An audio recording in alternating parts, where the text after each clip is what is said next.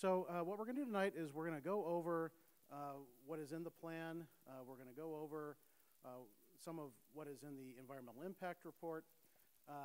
We're going to go over changes that have been made to the proposed plan based on feedback we've heard from the community in the first 2 community meetings, and also through the EIR process, and also through individual contacts that we've received at City Hall. One of those comments had to do with the financial impacts of the plan. So the city did have a financial analysis conducted, so we will have the results of that presented tonight as well. And we're going to try to get through all of that in about an hour because we want to leave plenty of time for questions and answers. So some of the feedback we received after the first 2 meetings was that people would like a little bit more time for the question and answer period. We want to accommodate that. We couldn't cut out kind of going over the basics of the plan, and so the solution is that we're going to go later tonight. We will stay until 9 o'clock tonight. We'll have a hard stop at 9. Of course, you're not all required to stay that entire time, but if people still have questions, we will be here answering them until 9 o'clock tonight. Just a reminder about what tonight is and what it is not. The purpose of these community meetings is to explore the proposed plan in the form that it's in, to gather feedback, to make changes to the plan, to improve it, which we have some suggested changes. But no decisions are being made tonight. So please keep in mind that the purpose of tonight is not to express opinion one way or the other on the plan. You like it, you don't like it. The goal is so that we all gain deeper understanding of what is in the draft plan. The time to express opinion will come. This plan will be going to the Planning Commission next week on February 28th, special meeting on the 28th, and then is slated to go to the City Council at a special meeting on March 27th. So the City Council meeting is actually the place where the decision makers will take into account a lot of factors, including public opinion, so that would be a great time to express opinion. So tonight we're going to delve more into the plan, what's included in it, and answer questions. We're going to start off with a brief history of how we got to where we are today. Then we're going to talk about what's in the plan. Then we're going to talk about proposed changes to the plan based on feedback. Then we're going to talk about the results of the financial analysis, and then we'll go into the Q&A. So with that, I'll hand it over to Maddie and Ben.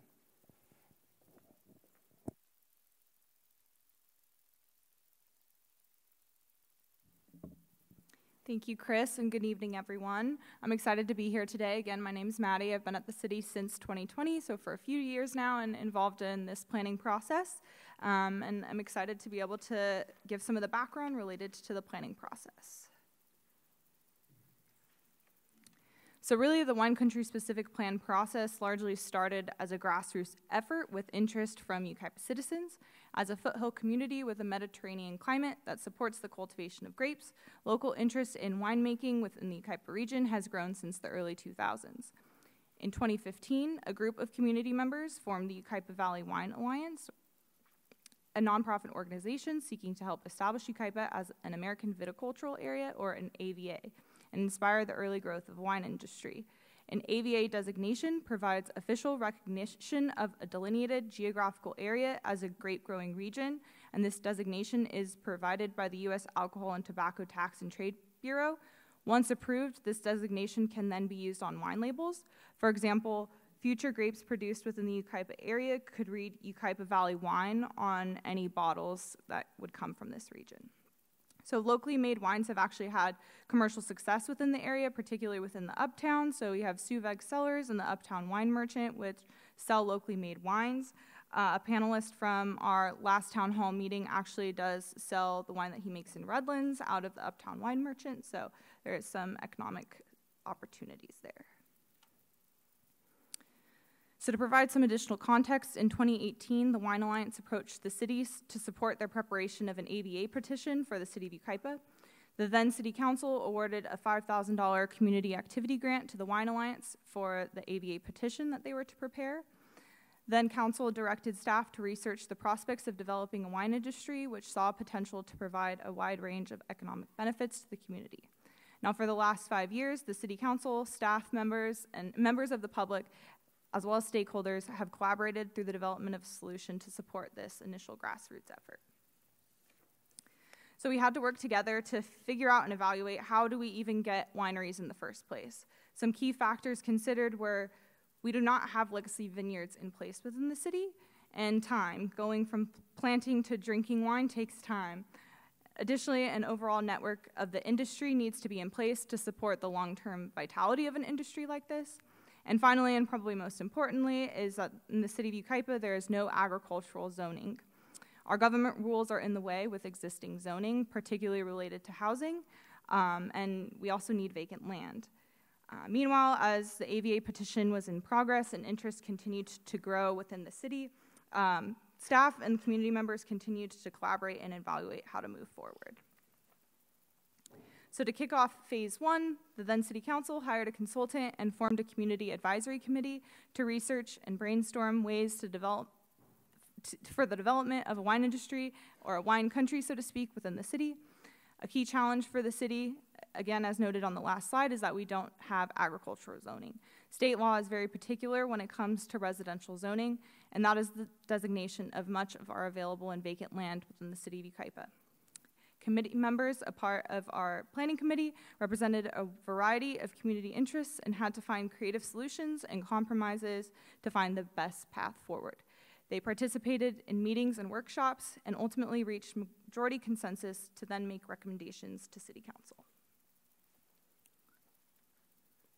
So a number of factors were evaluated to ultimately determine the direction forward from there after phase one.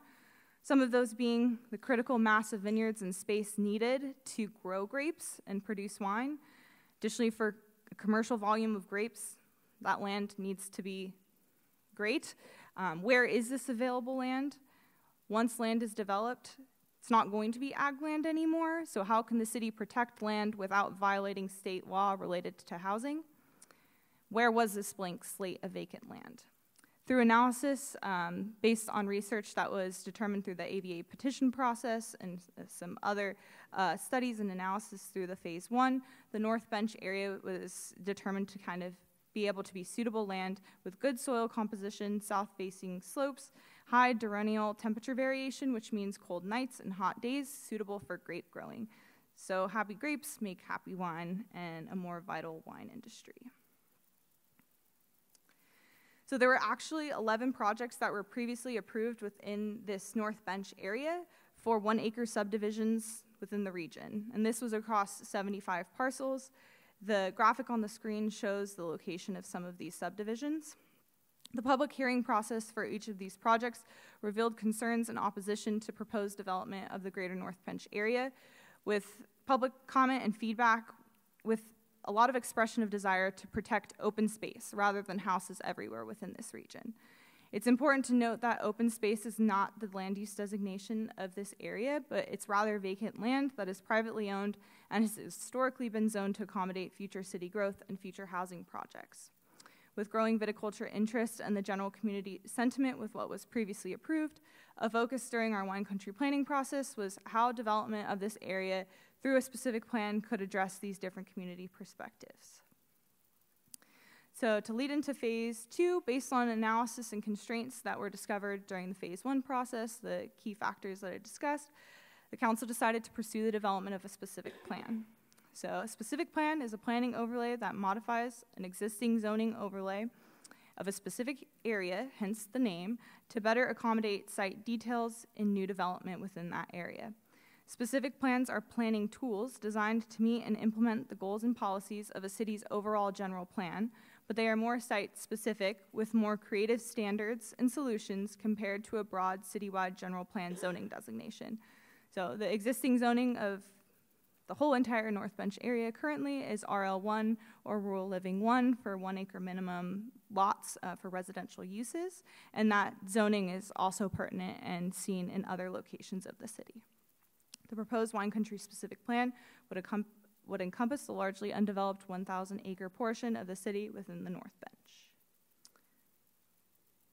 And then this graphic shows the outline of the specific plan area, and as you can clearly see through the aerial imagery, is largely vacant, and Ben will take it away from here. All right, good evening, everyone. Ben Matlock, I oversee the community development departments or divisions of the city of Yucaipa, and I will go over kind of the plan details and kind of what the factors are that are going to be proposed and presented to the Plan Commission next week. So the proposed plan right now, as Maddie identified, is designated as 1 dwelling unit per acre. And so right now, as part of the zone capacity, so when referring to state law, the number of houses that can be built is referred to as the zone capacity, and it's purely a mathematical number of how many acres or area do you have and what is the density. And so with the 1 acre dwelling unit per acre density translates to approximately 1,000 homes with it. And so under state law, specifically SB 330 prohibits a city from making a planning action that reduces the number of housing units that would be allowed without replacing them elsewhere. So there has to be what's referred to as a no net loss, that if you're allowed to build this many houses based on the zone capacity, which is purely just a mathematical number, not a what we think could be built, but rather just what that density number is, that is what plays into the no net loss under SB 330. And so the Wine Country Specific Plan itself essentially maintains that no net loss. It doesn't add to it, doesn't subtract from it. It just keeps that number there, but it relegates that development to only 50% of the development, so no more than 50% of the plan area would have housing, and instead using that 50% remainder for vineyards and open space and other amenities that were identified through that planning phase 2 process. And then one additional component that I think is important as well is for the wineries themselves. So if there's wineries that are built in the vineyards, those properties still have to have 75% of that site under vine. And so that means that you're not going to have a winery with these big, massive buildings and no grape growing. It's going to be grape growing first, and then the commercial stuff, the tasting rooms, secondary to that, to make sure that there is the vineyard space provided for that AVA designation. And so this right here kind of shows the land use configuration. The green represents kind of the agricultural land. The darker green or kind of aqua color is specifically an open space designation. And then the other kind of off yellow colors are where residential development would be there. Now there's a few different components that play into why this configuration was chosen through the planning process, through the Wine Country Planning Committee, and presented to the city council members. One is, kind of as an example, current projects that were approved. This is Oakland Road right here at the top and the bottom, is that housing is kind of allowed throughout that. So the project that was approved in those areas are all facing backyards, and so some of this is showing different houses and accessory dwelling units, or SB9, potential lots that could be developed, and that would be the street corridor that would be along Oakland Road. Whereas the Wine Country Specific Plan, the goal, I think, from the committee was these key visual areas should be vineyards, they shouldn't be housing, and so let's try to prioritize those spaces, those common areas that we as a community visit to be vineyards rather than the backyards of houses. And then another component was kind of the compatibility of the different land use districts. So if we're consolidating the housing to no more than half of the site, certainly the housing lot size is going to be a little bit different, but trying to integrate what that proposal is. And so for an example is the state's location. These are the proposed half-acre lots in the specific plan. And this is really a transition from the existing neighborhoods. The street along kind of that's shown going up and down is Fremont Street. To the west of it is half-acre lots already as part of the RS-20M land use district. And really was, okay, how can we facilitate the transition from that? And so this shows the land use plan that's shown there, where you're going from half-acre lots to half-acre lots next to it, and then creating the vineyards around there within the interior of the Wine Country Specific Plan. The only exception to that is the Creekside Drive, where that kind of dead ends, is having at least some space for vineyards along that portion of the site as well. And so that's shown as estates as well. And then the other component of the residential side of the Wine Country Specific Plan is the villas. These are the 10,000 square foot proposed lots. This is really prioritized within the interior of the plan, so unless you're driving through the plan area, you wouldn't necessarily know that that exists there. If you're driving along Oakland Road, you wouldn't necessarily see those houses because they would be protected by the natural topography along Oakland Road anyways.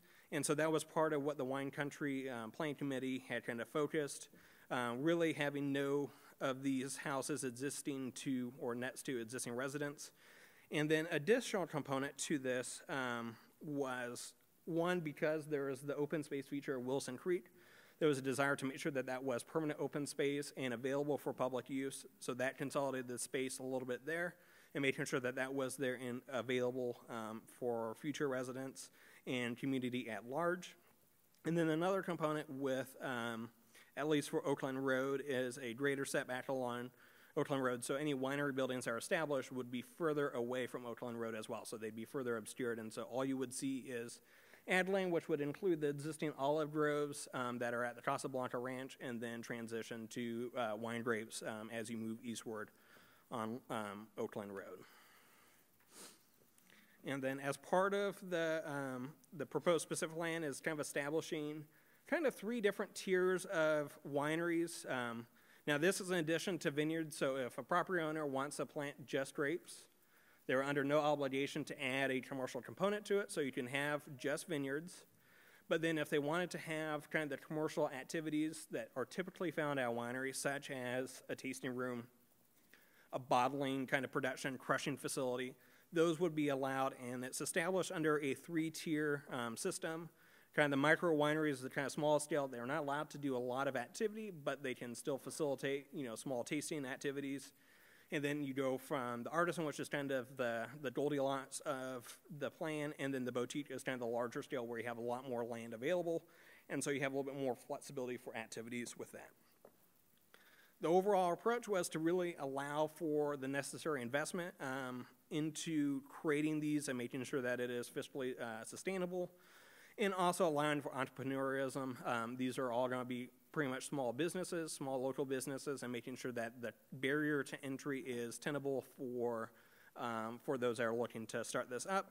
And also looking towards market trends, other wine regions kind of throughout the nation, what is working, what is not, and more importantly, what is the trends for. And so even things like the micro winery are being requested in other established AVAs for allowing that kind of flexibility. And so that was a big component to it. And then the last component that I think is also important is we do have the historic Casablanca residence that is in the North Bench within the plan area. And so we wanted to make sure that whatever was proposed as a general component is supportive of that being viable, making sure that there can be investment and worthwhile investment on maintaining that structure and improving it, because it is a pretty cool piece of Yucaipa history if you have done any research on it. It's built in 1882, and so it's definitely a bit important piece to how Yucaipa became Yucaipa, and so we want to make sure that that can continue on for another 100 and something years that it's already been in place. Now, I do want to kind of show a comparison just of the different plan areas. So to the left is what the wine country specific plan is kind of showing, how the land uses lay out with the estates, the villas, the vineyards, as well as the open space component.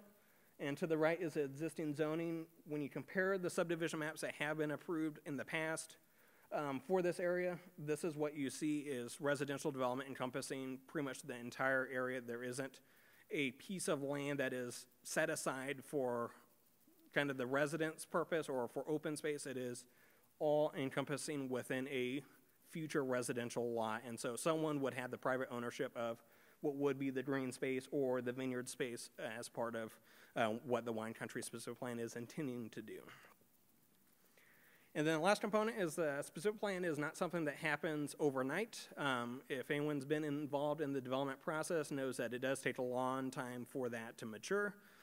And so the wine country specific plan for analysis purposes and kind of a general idea establishes a 20-year planning period or kind of a phasing that's going to take at least 20 years for this to come to fruition.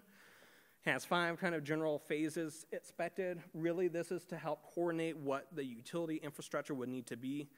You have to bring up the water and sewer infrastructure to that, and so you can't just leapfrog easily, and so really it kind of follows a logical progression of where infrastructure is currently and where that would connect going up forward.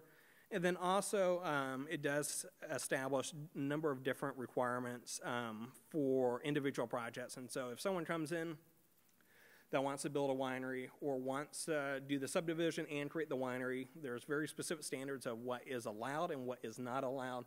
And these standards exceed what is currently listed in the city's development code for areas in this specific plan boundary. So if the specific plan was not in place, the standards are actually looser than what is being proposed with this plan. And then kind of a summary. So the specific plan itself isn't necessarily modifying the number of houses that could be developed. It's maintaining the zone capacity in order to comply with state law, but it's not adding to it. And one thing that I think is important as well is, since we can't necessarily move the units, the developers or someone that owns the property doesn't have to build all of them either. And so that's one thing that's, I think, an element that's important is just because the number could be this, the 1,000 units doesn't mean that that's what you are actually going to see, just because there's no obligation for them to build that.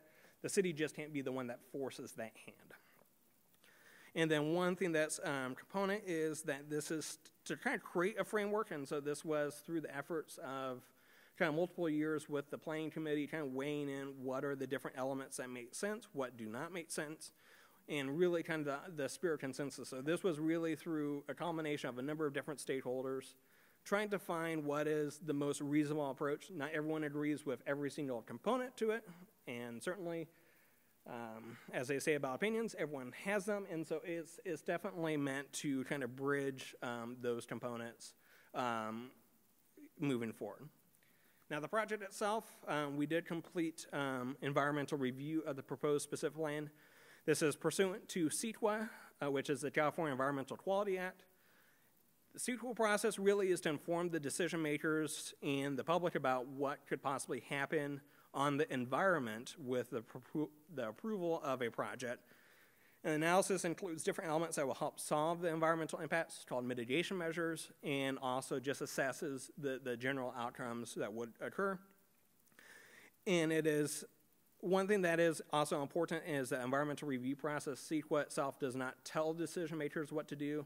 So if there are significant impacts or if there are not, the CEQA process is merely to inform the decision makers of what those are. Decisions can be made regardless of what those outcomes are.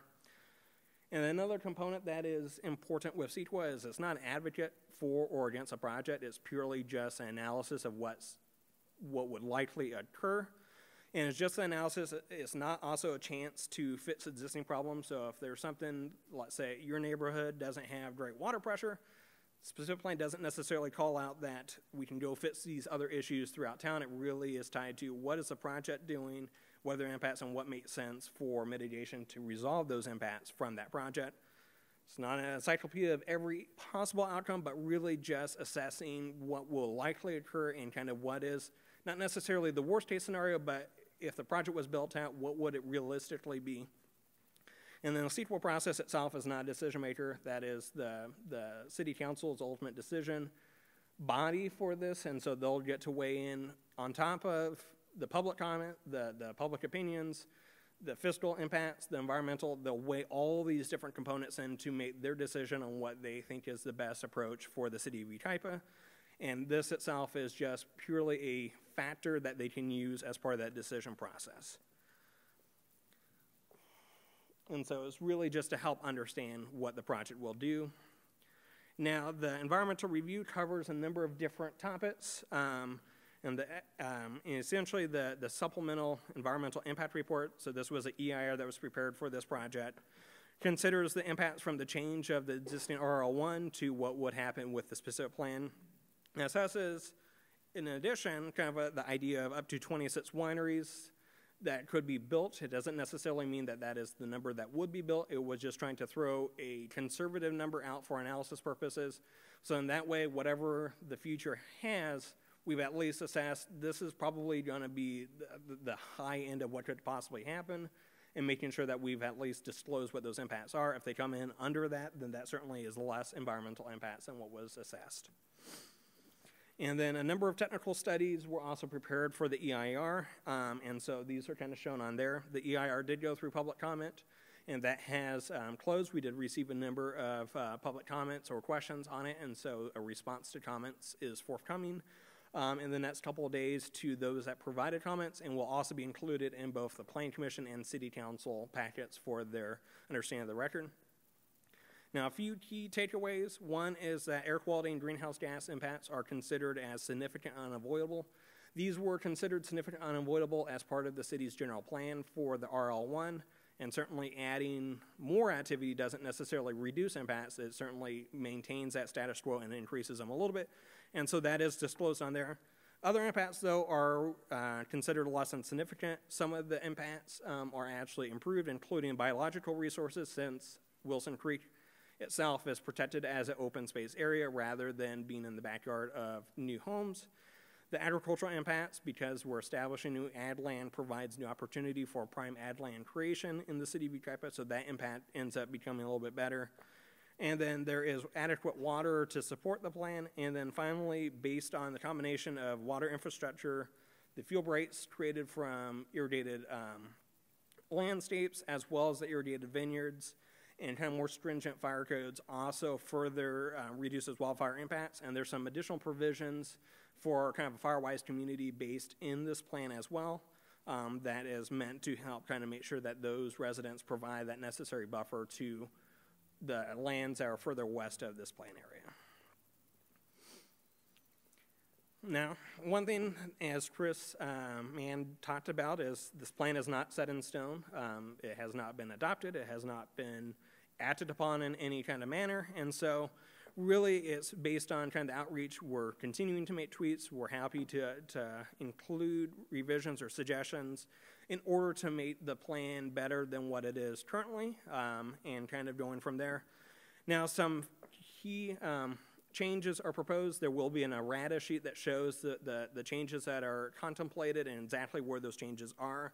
But a high-level component is kind of talking about some of the key elements. One is based on some of the open space and kind of multimodal networks, so the transportation elements, was really having a little bit more detail on where the kind of trail connectivity is throughout the specific plan, as well as have a little bit more space for bike connections. And so that has been expanded upon for consideration by Planning Commission and City Council. Another component that we got some really great feedback on from residents was related to winery activities, and really more on the event stuff. So if someone has a wedding on a winery, which is a very picturesque setting, is making sure that those events don't create impacts to existing residents. And so there's a few different elements that are added in. One is the scale that showed where these events are. Those numbers have been increased substantially. So currently, as the plan stands, a event venue of up to 150 people would be allowed on a winery of 10 acres or more. That has been modified. It's now at least 20 acres for that component, and then it's half of that kind of component for 10 acres and to 20. And so that can certainly be modified further as well. Two, there's additional specificity that any venues that have kind of the indoor events, that the building placement and location, that the doors aren't necessarily facing towards neighborhoods. And so the idea being that, hey, yeah, you could have it inside a building, but if you open the door, is the noise going to jump out? And so that's been added as well. And then the environmental review also included some additional mitigation measures that would be required for anyone that's proposing a wedding venue for kind of outdoor noise. And so those provisions are also added into the plan, just so it's very clear that if someone wants to do a project, this is all going to be shown on there. And then a few different components, as well as some funding elements. One, there's been some questions about, hey, if a winery doesn't do that well, you know, what happens until someone else takes over? And so we are proposing kind of dormant community facilities district, so then that way it comes in line, provides some funding for maintenance purposes until it can go into the next hands. That said, as part of it is trying to leave enough fiscal flexibility for the plan that way, you know, someone else is happy to jump in. Second component is adding in a public safety CFD, a community facilities district specifically to help fund public safety. This was included in the EIR specifically for fire department resources, and so that is to help fund some of the police services and fire services and offset what the general fund obligation would be. And then speaking of the general fund, The city did retain the services of DTA to perform a updated fiscal impact analysis of the wine country specific plan. And so I will try to see if they can provide noise. I'm not sure if it's clear. Well, let me see. Yes, hi, this is Gary from DTA. I'm here with Graham from my staff. We prepared the fiscal revenue and the economic impact analysis, comparing the proposed land use plan, basically residential plus winery versus the old residential current land use plan. So I'm here to provide high-level conclusions for the fiscal revenue and the economic impact analysis. So first, all the numbers are done in 2024 dollar, meaning we are not inflating the revenue, the impact toward the future at the build out. So on the fiscal revenue side, we focus on the basic 1% property tax and the property tax in lieu of vehicle license fee, direct sales tax, and indirect sales tax and transient occupancy tax, which is the TOT. So the proposed land use plan is projected to generate additional $842,000 in aggregate fiscal revenues compared to the current land use plan. And this is primarily due to the direct sales tax. That's about $145,000 from the taxable sales within the wineries, and indirect sales tax, that's about $29,000. That will be generated by the increase in the restaurant sale increase in the existing restaurant sale within the city due to the tourism, and also the indirect TOTs. That's about $353,000 from the visitors to the staying in the existing hotel within the city limit. And like Benjamin mentioned, this does not account for the additional special taxes that will be generated by the new public safety CFD being mandated by the proposed land use plan. And on the economic impact side, so when we prepare an economic impact analysis, we look at three components. First is a direct economic impact, which is generated from the on-site business operation. In this case, that would be winery. And indirect impact, which is the additional demand generated by the from the business operation throughout its supply chain.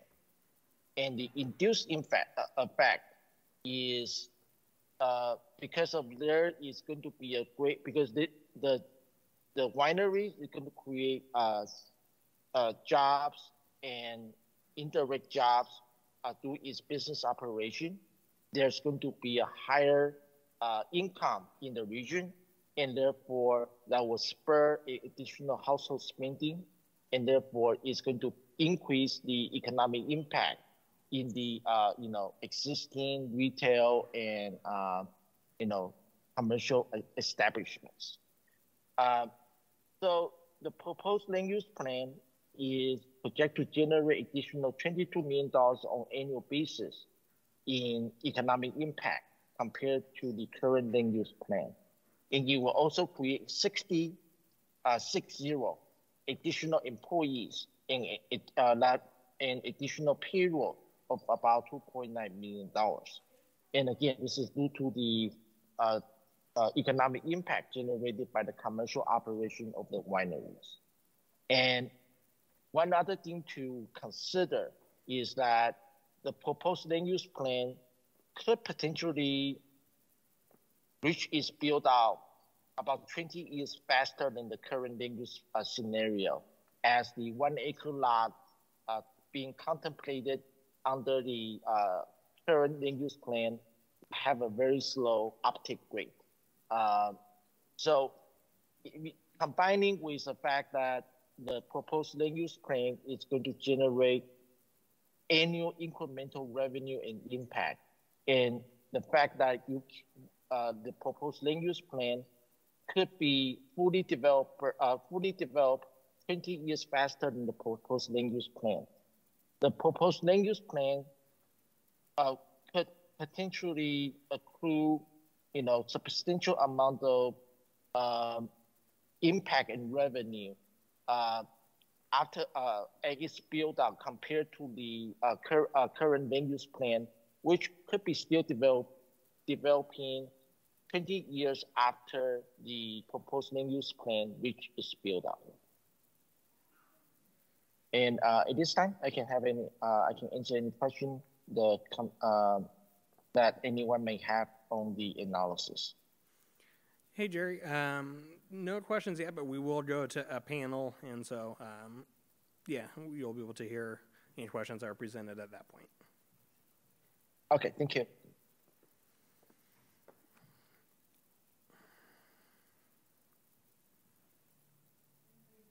So this is the end of our presentation.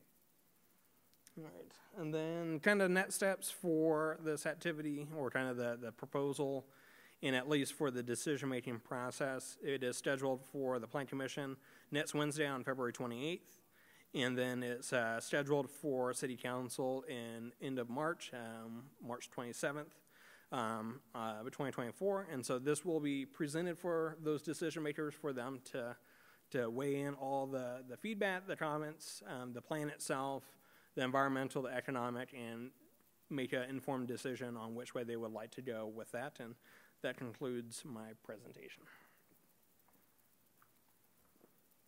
All right, thank you, Ben. All right, so we're moving towards our question and answer period. Let me ask Ben to have a seat up here. We also have from PlaceWorks, Nicole. PlaceWorks is the company that did our environmental impact report. And then on the line is the consultant from DTA who did the financial analysis. We also have our police chief, Captain Michael Walker, here, who you don't have to sit down at the panel, but if there are public safety questions, he can address those as well. We're going to do this a little bit differently than we've done in the past. We have two staff members. We have Corey over here, and we have Ryan over here. Corey and Ryan each have a microphone. If you have a question, raise your hand. They will be looking for whose hands, do our best to figure out whose hands went up first to give those microphones out.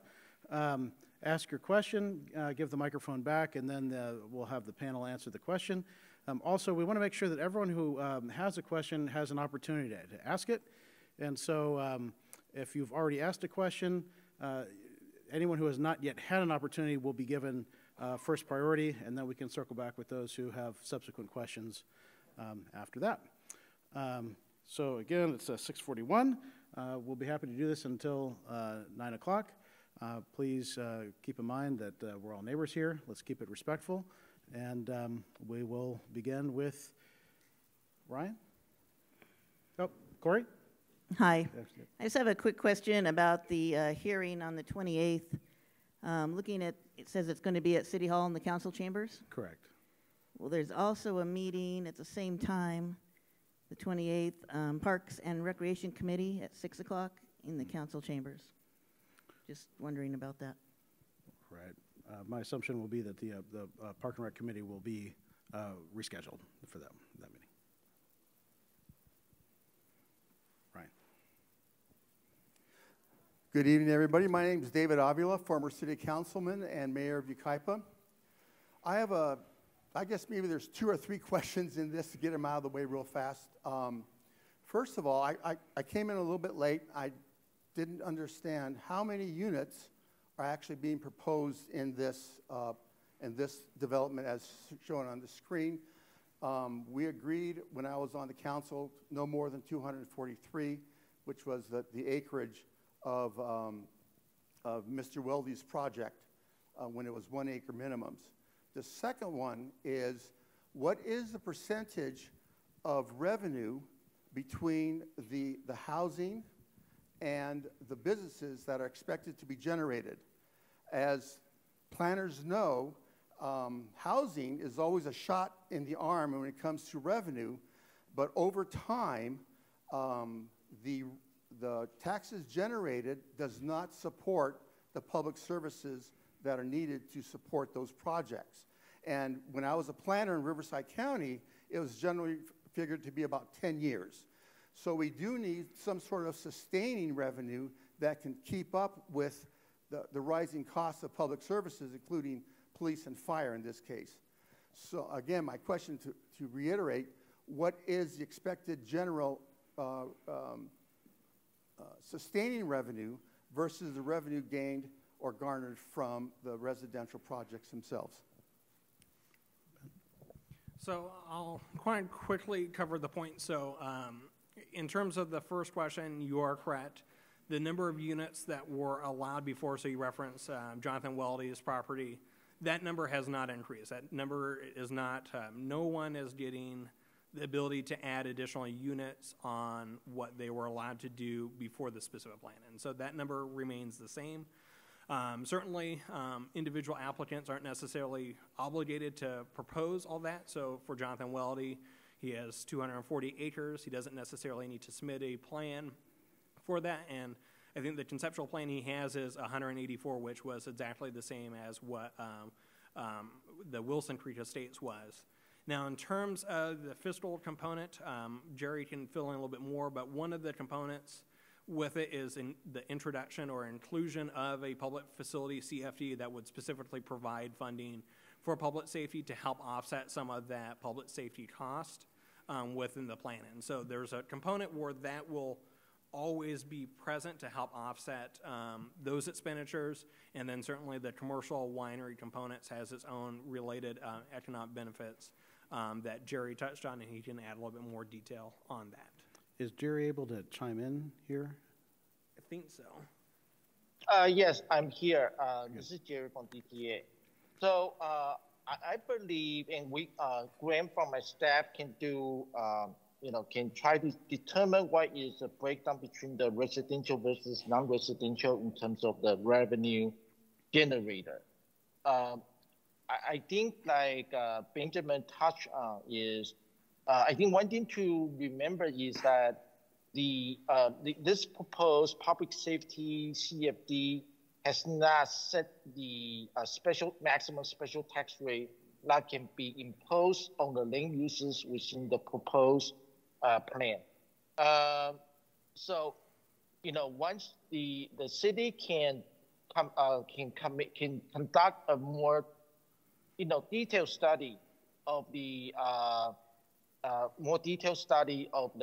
the fiscal impact generated under the current under the proposed land use plan, and determine and size the maximum special tax rate for the public safety CFD as needed to make sure the city would receive sufficient fiscal revenue to compensate for the impact, to offset the impact generated by the proposed land use plan. So as a clarifying or to help everyone understand, so the CFD, the public safety component to that, has not been assessed. There's a full process that you have to go through to establish that. And so we don't know exactly what that number is, but I think, Jerry, in the conversation for at least the commercial component was $840,000 per year in today's dollars for what the commercial activity adds. And I think that's a little more than 25%, I think, of what the residential side is, if I'm not mistaken it. Very good. Corey? Okay, I have a public safety question. With all this planning that you're doing, I've seen no planning for evacuation routes except for Oak Glen Road. You've got 1,091 homes going in. Are you going to address that? So the environmental impact report does address the evacuation emergency services. We do have two main evacuation routes. One is Oakland Road, the other one is being Bryant Street. From the connection for the Wine Country specific plan, there would be 3 different points to... No, that's the problem, sir. You got all that stuff there, getting all these people out of Oak Glen down to Bryant Street, and you've got people funneling from Carter Street, you got them coming from Ivy. Bryant Street's down further than that. You're going to have all these people up in Oak Glen. How are they going to get out when you've got all these people funneling onto all the roads? So Aren't there supposed to be 2 main evacuation routes that'll So- work with 1,091 more homes? Yeah, so the plan does include for that, there is 3 different routes that go from the west, or from the east to the west, and then going from north to south to either Bryant Street or to Oakland Road. Again, one thing that is also important is the residential development, the 1,000 houses is already as part of the zone capacity. And so the evacuation routes, the issue related to that would be the same in either scenario. But certainly that is part of the plan with it. And then certainly the city's safety element has additional provisions for the evacuation provisions. And then we have the hazard mitigation, the local hazard mitigation plan as well. And just to add, so the EIR did take a look at potential effects to emergency services. Okay, can you hear me now? Yes. Okay, so the environmental impact report did take a look at the potential environmental impacts associated with the project to the city's existing emergency services plan, so emergency operations plan. And so that is something that is coordinated with, for example, CAL FIRE, the city's fire, and not necessarily contingent upon congestion on the roadways. So. And Ben, I have a question right here, but comment too to clarify on the CFD. Can you maybe have a little more and address if it's new developments only with that? Yeah, so one thing that I think is important in terms of what happens with new development is the existing taxes that a resident nearby the plan area doesn't change. Their taxes are based upon Prop 13, and it escalates when you sell the property, then it goes from there, but it doesn't change on there.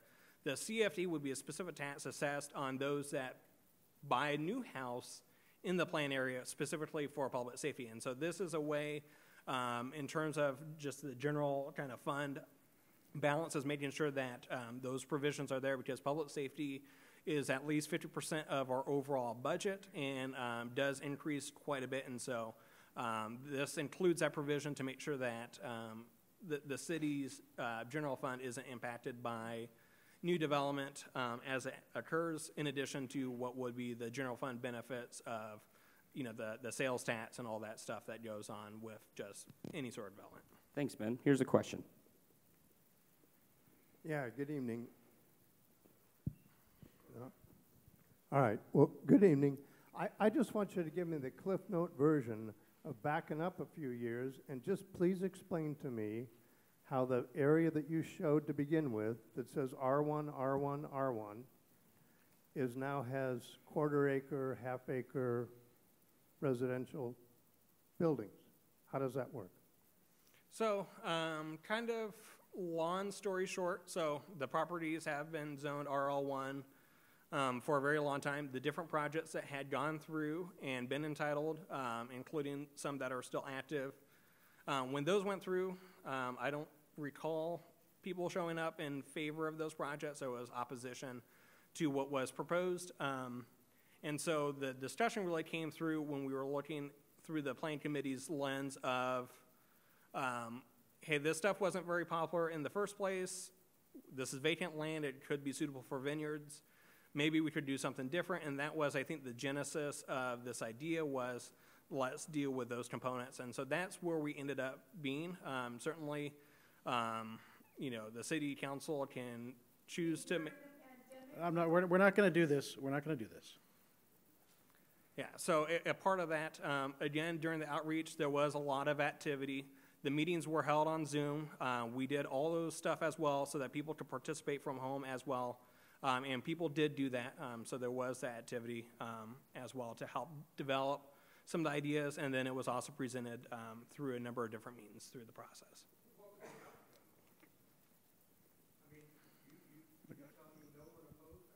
Okay, we're not going to get into back and forth here. If you have a follow-up question, you can raise your hand and we'll circle back. I got one coming in right here, sir. Hi, thanks.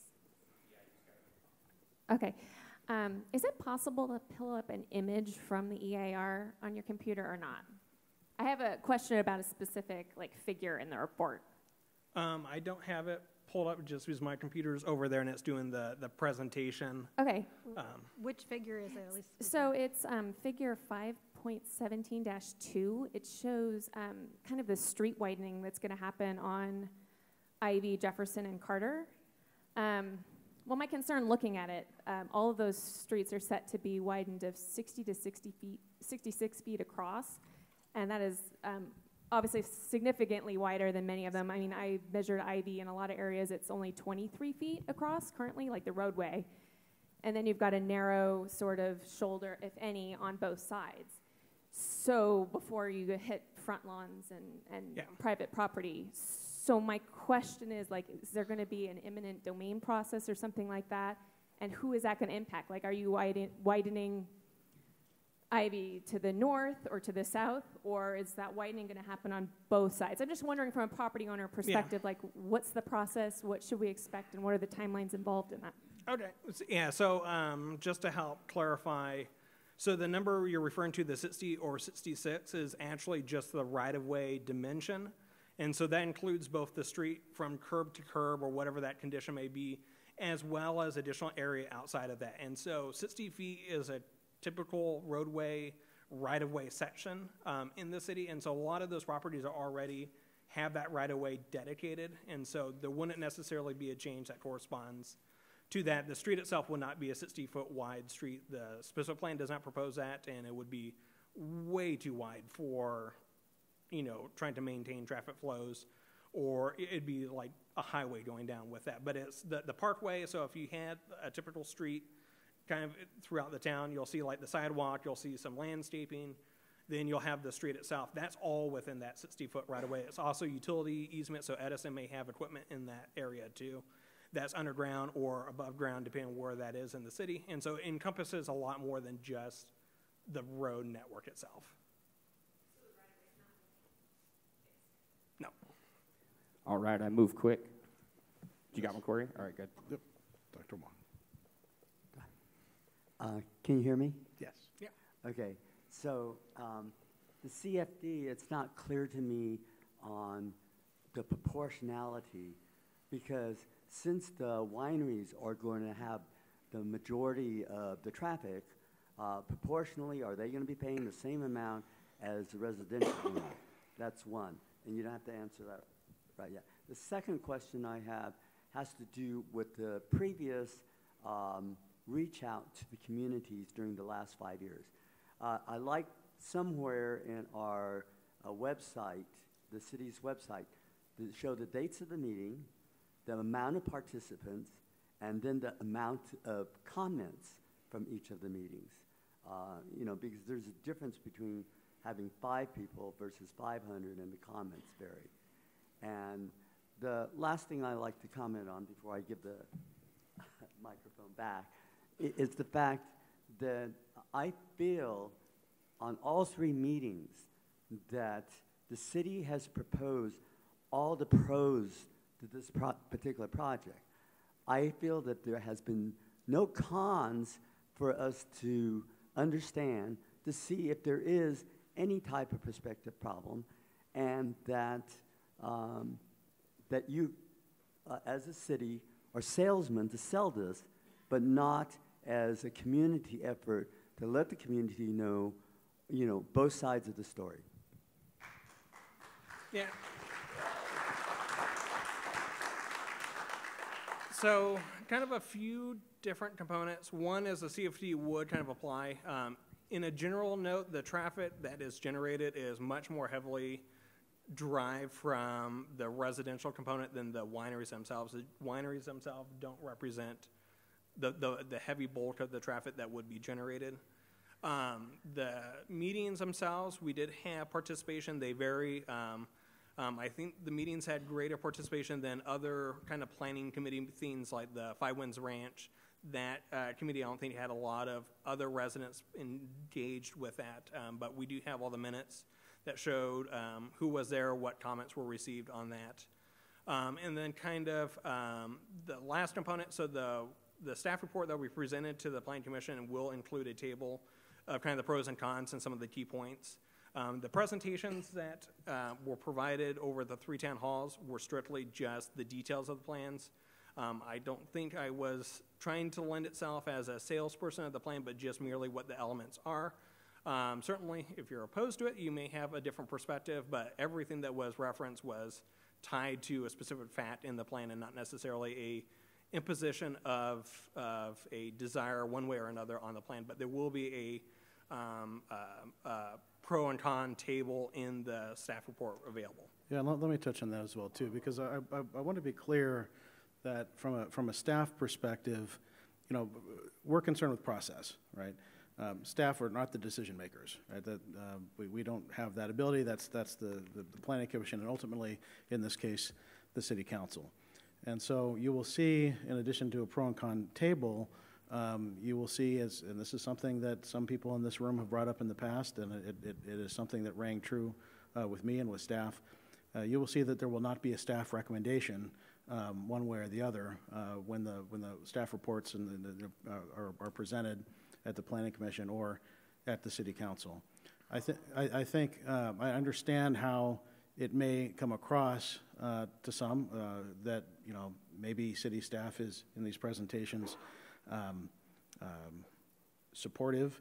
I don't think that's the intent. I think the intent is to address questions and concerns that come up, and in answering questions and giving answers that are addressed in the EIR, for example.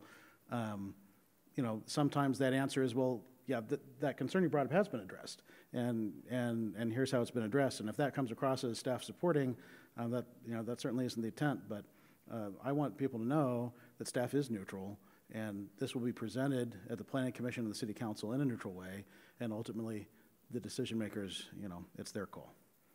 Thank you, sir. Got one right over here. After everyone else has had a chance to. So my question is, if the City Planning Commission and City Council doesn't approve the wine country plan with the allotted houses and vineyards in that area as designed in the proposed plan, would the city be required to build those houses in another area of Yucaipa? If so, wouldn't that mean that the other areas of Yucaipa would end up impacted, thus creating a high-density housing area, which we don't want?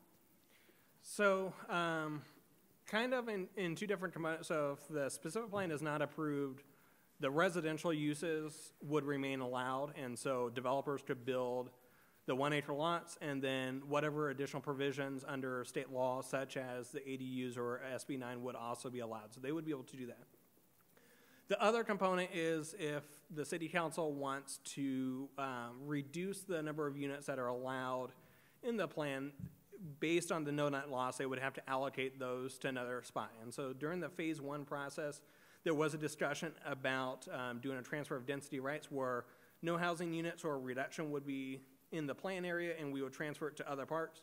Doing community outreach, most of the residents and other neighborhoods said, why would we want to take on higher density? Because it'd be the units that they're allowed to build in that area, so whatever the existing zoning is, plus the additional units. So it isn't necessarily like, hey, we're going to build 1,000 houses over here instead. It's going to be, no, 1,000 houses on top of what it is. And so that general thought wasn't there.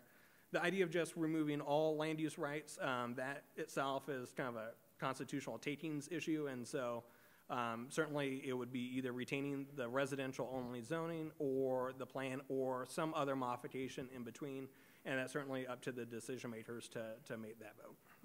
Okay. I have a question right here. Hi. A CFD is a tax, and everybody talks about a CFD as if it's insignificant. The tax rate in San Bernardino County and Riverside County is 1.25%.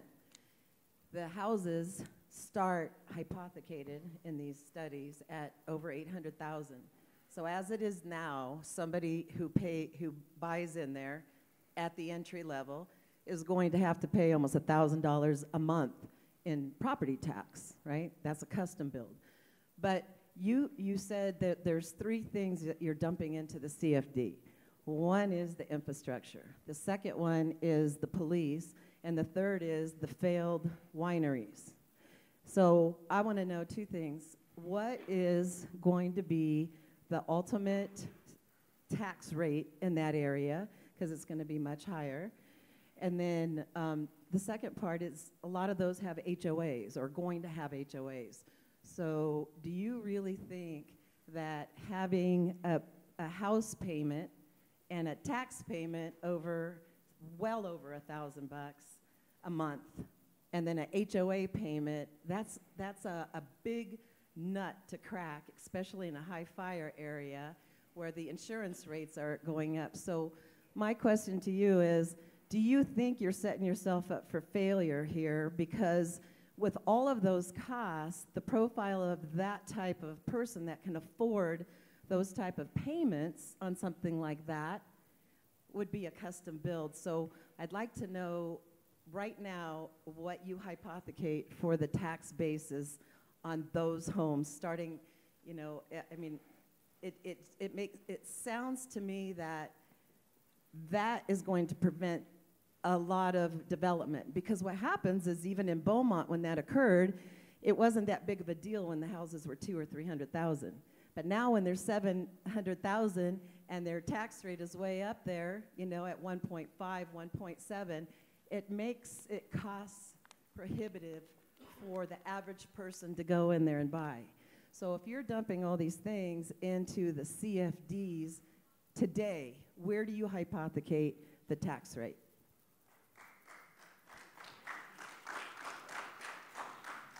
So again, kind of noting the analysis, we haven't done the CFD analysis for what that rate would be within it. The purpose of the proposal itself is really to make sure that the existing residents don't get foot with those public safety costs, and really making sure that as a general philosophy or ethos of the city councils have passed, is that new development pays their share and it doesn't get burdened onto the existing taxpayers. And so ultimately, I think that may be a policy decision for city council, but it's also going to be up to the spending habits of future residents and what they are willing to do or not do when they buy it. But that isn't necessarily an element of the plan itself, is whether or not that tax rate is, if a individual would want to pay that for the home price or not. Yeah. I think that's more of a free market component. But yeah, let me tack onto that too. I mean, it's a good point. It's a good question. And you know, at the end of the day, you know, the developer or home builder will have to decide where the market is, and if the market can bear that or not. I mean, it sounds not dissimilar from, I mean, there are certain areas in Chapman Heights which, you know, homes are now going for $800,000 or more, and they've got the CFD and they've got the, you know, the HOA. Yeah, but as Ben stated, when we do the CFD analysis, you know, the city council have to look at that and say, is that realistic? You know, is that something that that the market can bear or not? All right, thank you guys. Here we go. Hi. On your presentation, it indicated that the analysis doesn't include public safety, and public safety is 50% of the budget. Is that going to be something that's looked at? The resources needed, the cost of those resources?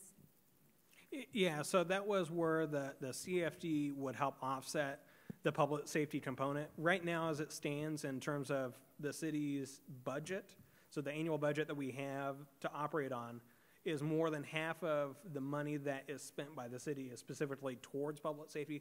So it's a big piece of the cost of services that are provided. And so using the CFD to offset what would be through the general fund instead being covered through that separate assessment.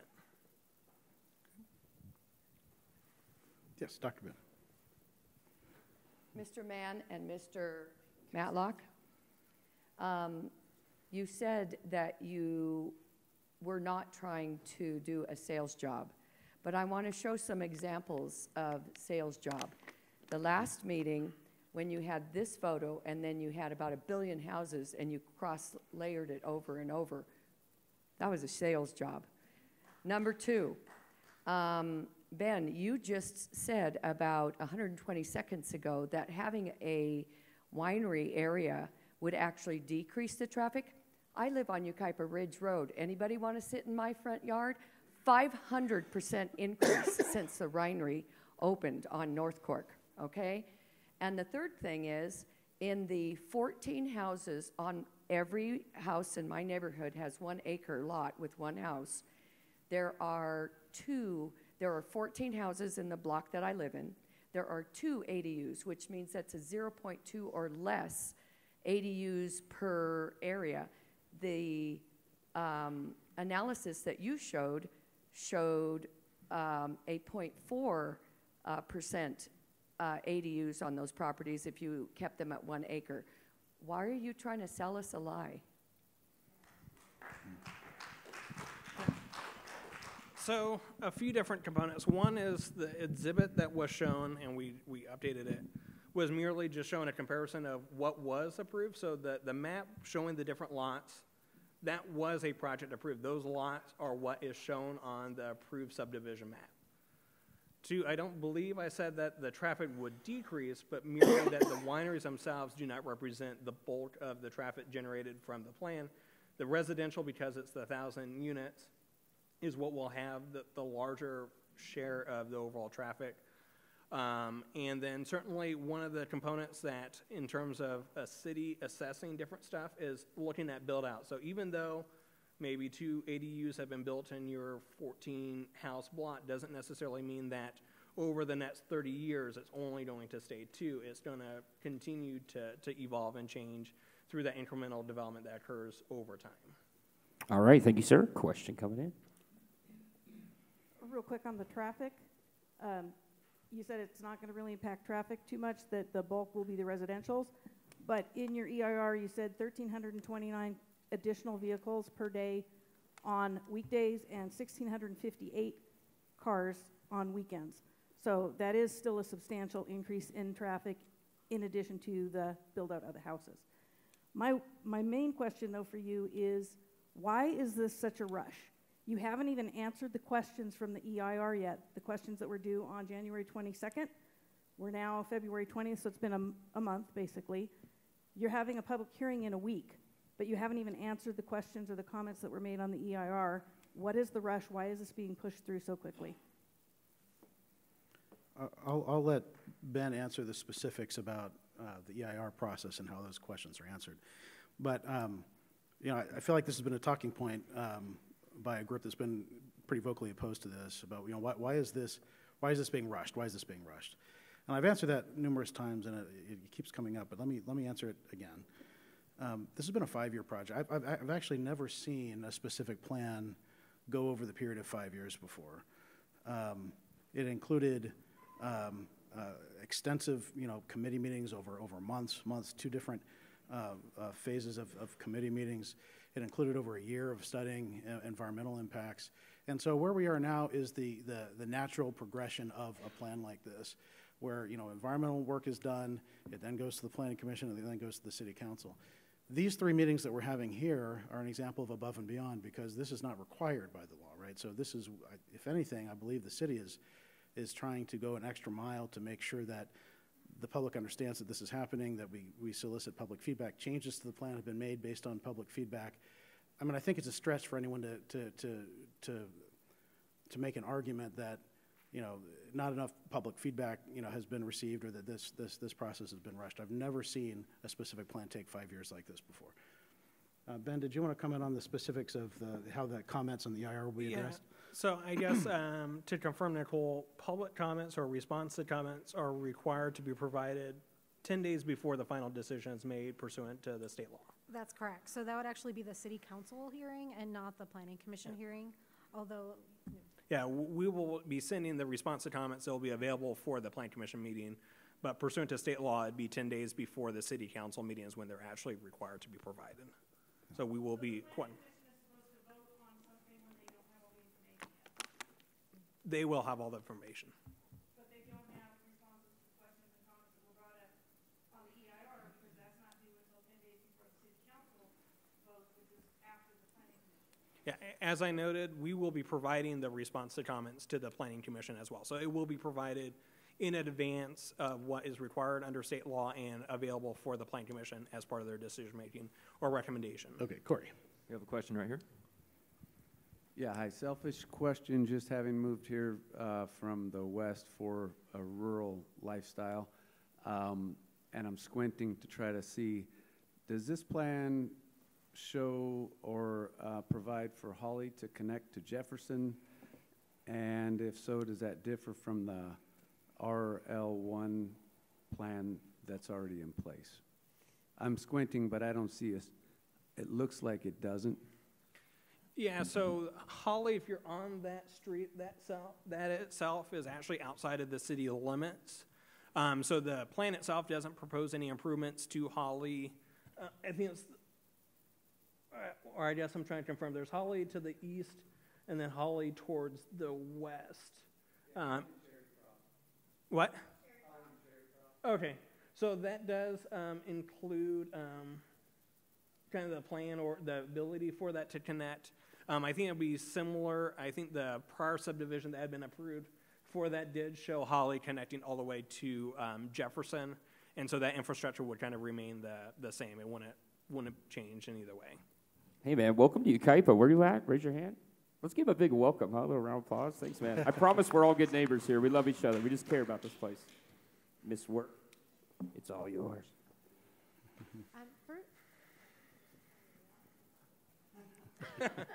Test, test. I have first a comment, which is that those projects that are already all approved, the housing tentative track maps, equal in the neighborhood of 800 homes, because many of those properties, and many of the places where you're proposing to put vineyards are not suitable for housing. So there's blue line streams, there's hillside ordinance, those kinds of things that come into play. And I don't even know what we're doing with the hillside ordinance on this. I don't even want to go there. But Ben and I have had this little discussion back and forth, but he says that there are 1,000 homes approved. Actually, there's not. If we just took all those tentative track maps, there would be a little over 800 homes. This is allowing for an additional 300 homes to go up there that would not normally have been built if we remained RL1. That's my first question. My comment. My question is, part of that analysis we asked for financial analysis for all of this. I'm really disappointed that I don't have something to look at. But I didn't, it's kind of hard to say, okay, what numbers, how many wineries was he using in his figures? What was he using the 26? What was he using, how many tasting rooms? How is he using that information for sales tax revenues and all those things? And number two is, the most significant part of that financial analysis would be, I think, police and fire, and the additional manpower that's going to be needed if you have those types of facilities amongst neighborhoods and housing. So people do drink too much when they go, they don't at one winery, but when they go to the next one, and then the next one. And you go, I've done it, I know, so I'm just saying. Been there, done that. So it's, it is a concern for the neighbors. If we didn't have any commercial and didn't have any tasting rooms, it wouldn't be nearly as concerning to me as this plan is. Number one. Number two is, I don't know why we're giving them more houses, more residents up there. And number three, we have, you guys, City Council approved a couple of apartment building projects just recently that have increased density to R24, right? That's high density. And why isn't that offsetting anything? Because you can do that. Right? I mean, who's keeping track of the numbers? That's it. Okay, a number of questions there. You doing that? Yeah, so I can kind of a few different components. One is, and I'll clarify, the hillside overlay applies to just a very far corner tip of the plan area. It doesn't encompass much of the plan area.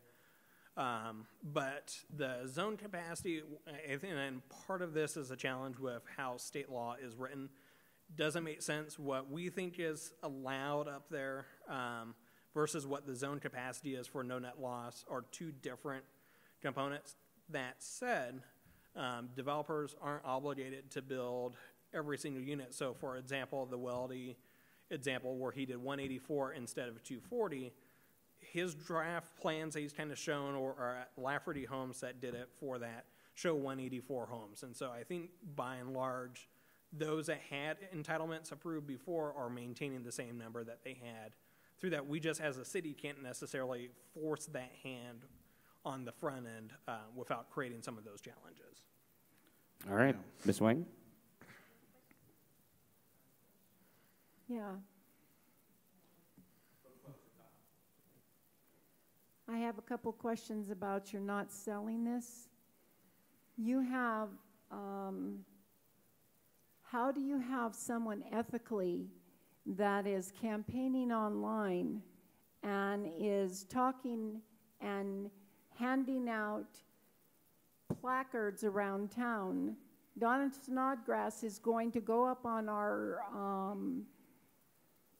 planning commission and voting. How does she ethically do that and campaign for this project? Okay. So I think the issue you're bringing up is one of conflict of interest, right? Right. So without delving too much into law, because I'm not the city attorney, I will say generally that there is a very big distinction between an actual legal conflict of interest and a perceived conflict of interest, right? So what is being proposed here is a planning document, right? It's not a project. And so I think it's important to understand that a planning commission or a city council, there are two types of decisions that they make, right? They make legislative decisions, which this is, and then they make quasi-judicial decisions which apply to person's private property. If a landowner brings a project and the planning commission or the city council are making a decision about what that person can or can't do with their property, that property owner has due process rights. And so in those circumstances, members of the planning commission, members of the city council are not supposed to form an opinion on the front end, right? They're not supposed to advocate one way or the other because someone's due process rights are at stake, right? Legislative decisions are different. A planning document is a legislative decision. And so a member of the planning commission, a member of the city council has the right to form an opinion, to advocate, to campaign. It happens all the time in our state legislature and city councils, but elected representatives, when they're acting in their legislative capacity, have that right. Now, does that create a perception of a conflict? Well, that's up to the official to look at and decide, for them to weigh. But they don't have a legal responsibility to refrain from that activity. And I guess... So they don't have ethics then? No, so I guess in terms of a policy, if the shoe was on the other foot, if they said, I will not approve any project that does, or any policy that changes this, with the opposition or the perceived issue that you have, would that be the same if they said, hey, I will never approve this specific plan? And if the answer is, well, that's okay, and the opposite, then that they oppose it? Oh, okay. I have a question right here. Yes. I want to thank Ben and Christian and Maddie for listening and answering a lot of our questions before we got to this meeting. We've attempted to interpret rural living as stated in the municipal code. I've served on the general plan, and Mr. Mann, we had a boatload of meetings and public meetings, and we ended up in 2016 with a general plan approved by City Council. And that general plan, the intent and the culture of the North Bench was not commercial, but residential rural living, not 10,000 square foot lots with villas that look like Chapman Heights or Serrano Lakes. So the question or the suggestion regarding the specific plan is we appreciate the creativity of surrounding the homes with vineyards. before, keyword, before beginning any housing construction on the 400 or the 547 areas that are residential land, that the non-residential agricultural land designated as vineyards, would it be possible, here's the question, as conditions for the developer that the vineyard be planted first and maintained for over 1 year? This would make sure that the houses aren't built and sold until the land has been developed as a vineyard, because the vineyards, the wineries, all of this money-making is, as I see it, one of the prime reasons for why the intent and culture of the North Bench is being changed. Could developers be required to sell the ag land to wineries for quality control over the vineyards? You want to take a shot at that, Bill? Yeah, so I think that certainly is a recommendation we can pose for the decision makers. Right now, as the plan stands, it's set up where it's kind of the 50th% of their development is when all those requirements kind of kick in. And so certainly that can be modified. I think part of the flexibility was in terms of like the site preparation and what that all entails. And so whether or not it's like a full 1 year, but certainly modifying that percentage threshold is certainly up for the table, and we will make a note of that for the decision makers. Thanks, Ben. Got another question? I'm wondering who came door to door that represented themselves from the city trying to gain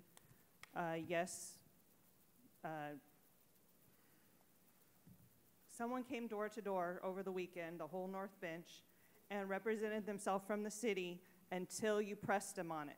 So if you didn't know that they really weren't from the city and you didn't press them on it, they represented themselves that they were selling this whole thing and that they were from the city.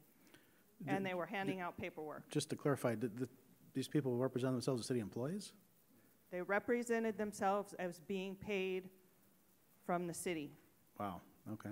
I would love to know who that is, because that certainly wasn't the case. I have the paperwork. Yeah. Okay, I'd love to see it. But it doesn't say who was behind it all, and he would not say. It was a man and a lady, and it was over several days that they were at everybody's door. Okay. Well, that's interesting, because certainly that would be inappropriate if that were city staff. I have a hard time believing it would be, but yeah.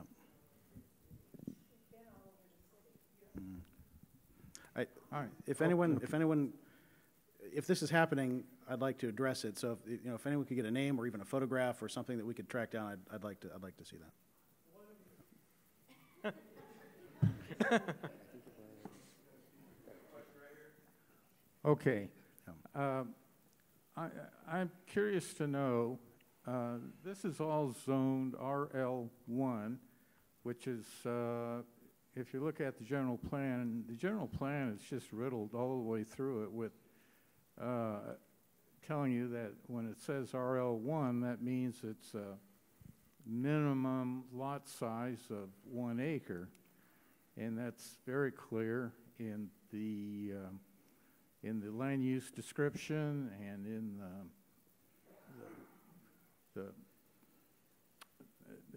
the development standards. I mean, it's clear. It's just kind of set in stone that if it says RL1, it's minimum 1 acre.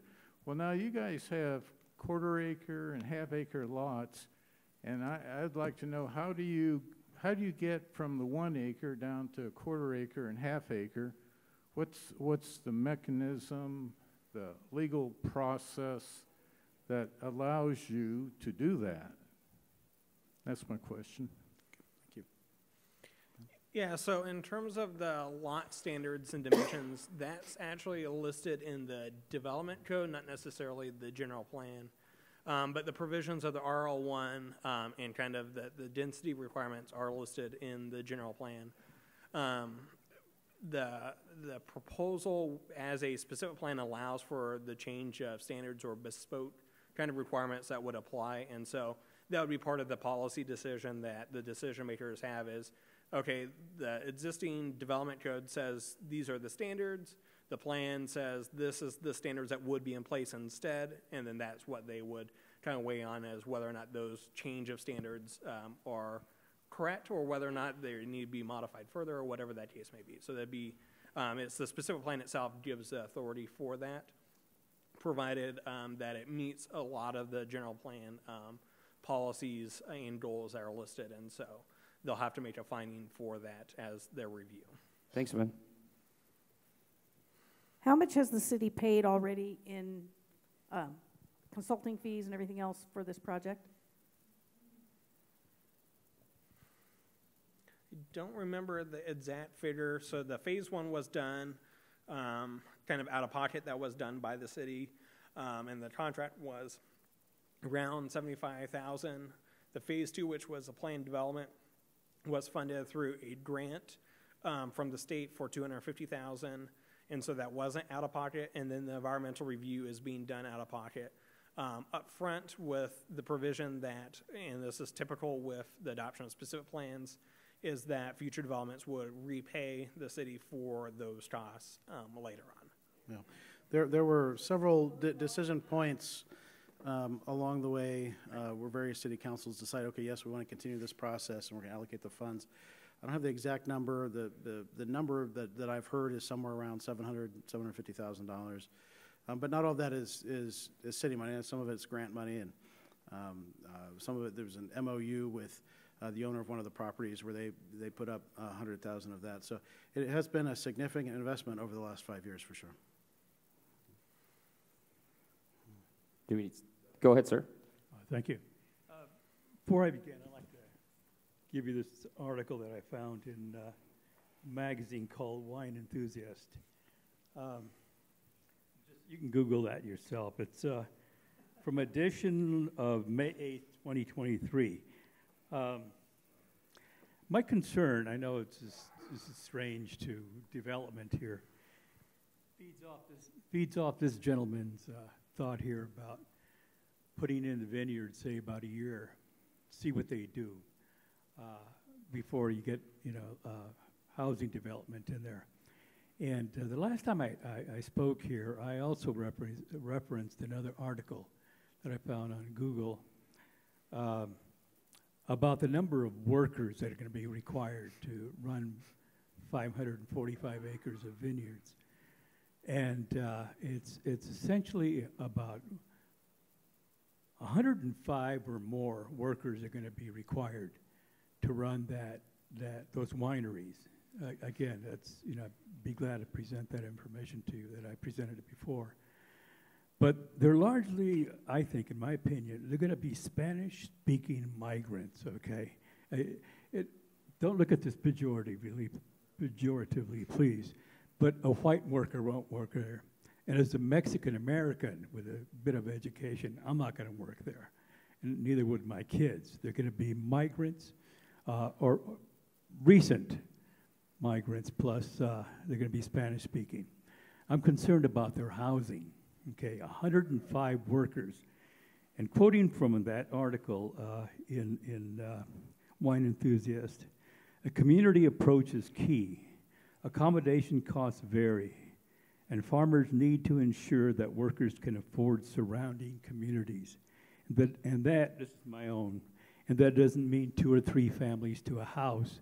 So what I'd like to see, again with this gentleman over here, I'd like to see housing. I'd like to see how the developers are going to afford, how they're going to plan for these 105 workers that are going to be working there full-time and probably will have families. How are you going to accommodate them in this town that has $500,000, $600,000 for the average house price? So if you would, let me know.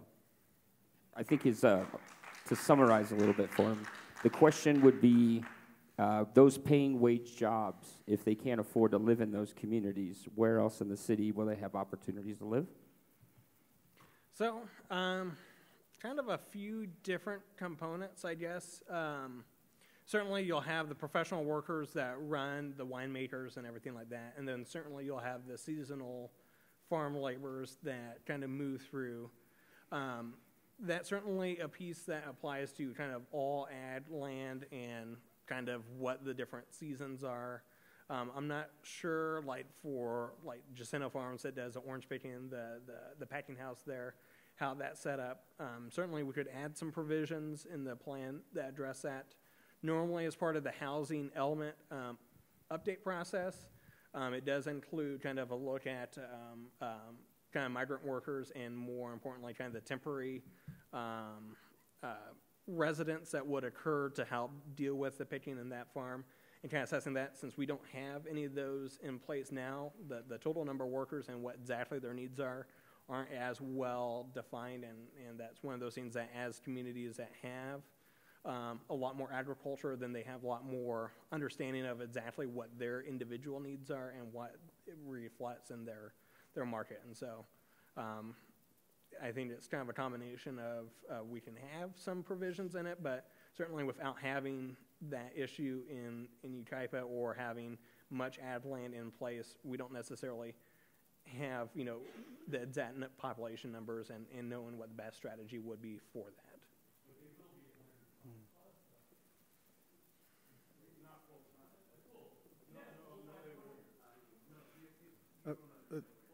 Yeah.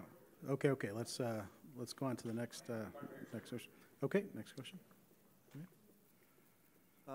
Yesterday, I had a conversation with somebody, and it was regarding drinking establishments, drunk driver, buzz drivers. And it was brought to my attention because I'm opposed to that. The person asked me, look at California Street, look at Uptown. You have all those people around it, 1 block away, and none of them complain. Well, first of all, they bought in an established commercial area, that those establishments are approved for that area. I did not. I bought on Fur Avenue 33 years ago. I have neighbors in the room tonight. The question I have for you, and I think there's a lack of compassion coming from the city. I think there's a lack of compassion coming from this project all of a sudden, which, yes, it's been in development for 5 years. That's through planning and committees. I wouldn't say presenting it to the public on a table at Autumn Fest or Winter Fest is letting the public know. I still think a large majority of the public does not know about this plan. So when people say, why is it coming so fast? It's because it came out, as you said, Mr. Mann, in the middle of the year, we're going to unveil a big project that's going to be probably controversial. That was unveiled in December of 2023. So the people asking these questions have known about this project since 2023. Now, in regards to any kind of compassion and salesmanship, I don't live off California Street. In Uptown alone, just between Rebels and the Uptowner and American Legion, VFW, there is 10 drinking establishments, just in that area alone. The 10th being the new one that will be the Weld Shop across the way from the American Legion Hall on the corner of California Street. Now, when somebody asks me, why are you opposed to it, nobody's complaining? Well, there's a lot of people complaining. And why would I want a commercial district in my neighborhood? I need you to answer these questions. Why do I want a commercial district in my neighborhood? Why do I want excess traffic? I'll specifically talk of Spur. We don't have sidewalks. We have a ton of biking. We have a ton of people walking their dogs. We have a ton of families walking, kids riding their bicycles, scooters, etc. Why would I want buzzed and drunk drivers coming down my street? Don't tell me that's not going to happen, because it is. Now, from a compassionate point, I did not buy in commercial. I don't want this happening in my neighborhood. I don't want it happening in my other friends' neighborhoods. Terry Boone spoke about the increased traffic on her street. We've seen some of the ill effects of that. And the bottom line is, why is this just, it feels force-fed, and I don't like it. So that's my question. Why should I accept this? Yeah, let me say I got one more. Let me address that. Thank you. I think that's really good. The short answer is you don't have to accept it, right? And that's the process we're going through, right? And it's a concept that was thought of years ago, explored, studied, all the impacts attempted to be looked at, understand what they are. At the end of the day, all this information goes to the decision makers, and a policy decision is made, right? And looking at all the information, everything you said is 100% valid. You know, you stand up and you say, listen, this is going to bring commercial uses into a neighborhood that currently doesn't have them. I don't want that in my neighborhood. And it's up to the policymakers to decide, to weigh all sides and make that decision. We're not here to tell you why you should want it. You know, maybe you want it, maybe you don't, and that's valid. But we have a process we have to follow and go through. And at the end of the day, it'll be up to the decision makers. But your input to them is critical, right? It's important for them to know, you know, and in all cases, there's a lot of misinformation on both sides, right? There's a lot of people who don't know. I mean, every city, whether it's an event, whether it's a project, whether it's a planning document, it's always a struggle of local government. You know, you put it on the website, you put it on social media, you put it in the local newspaper, you have committee meetings, you put it out there, but there are always going to be people in the community that say, well, I didn't know about that, or I just found out about it, right? At some point, the decision makers have to make a decision. But everything you just said is completely valid, and those sentiments are going to have to be weighed by the city council ultimately. I agree that the decision makers will make those final decisions. I'm frustrated in the fact that I have a decision maker sitting in the room tonight that you're skating around ethics and conflict of interest. I'm wondering, because in her own bio, it states she's a key architect in the wine country specific plan. In her own bio. Okay. So as an architect, let me just finish, Chris. As an architect, you should have had her sitting there discussing the plan. Those are facts. That's on the internet. AVA bio. All right. Thank you. Mr. Snodgrass, let's keep it simple, please. Okay. I have a question right here. First of all, can you hear me? Can you hear me now? Yes. It's a little Can you finicky. hear me? Oh, straight into it. There. Okay. You have to treat it like a rock star. Huh? Just sing into it. Just. You know, if you were presenting this to me, and you change the estates to 1 acre, change the villas to a ½ acre, exactly the way that you've got it there, I could buy into this. Well, there are no wineries up there. I would buy into this because there are no commercial wineries in that picture. Now, you said to us that up to 25% of those green belts within each of those little blocks up there would be parking lot and buildings. But that's not shown up there. So all we see is green with some large spaces with no densified housing within the villas and things like that. But if this is really what you want to sell me, I think we can sit down and talk about this. There's no indication here of all the parking lots that are going to be there. If they're all 2.5 acre wineries, then that's 200 wineries there. If it's 10 acres and it's 500 acres of land here, then we're talking about 50 wineries up there. But the fact is, if it's 26, whatever it is, still up to 25% will be buildings, commercial buildings, as well as the parking lots and things like that. But I also share the same concern, and it hasn't been addressed yet. We've raised this several times, but Joel has touched on it, several others have touched on it, and that is the public safety issues that we are going to face with mixing residential with alcoholism. Let's call it what it is.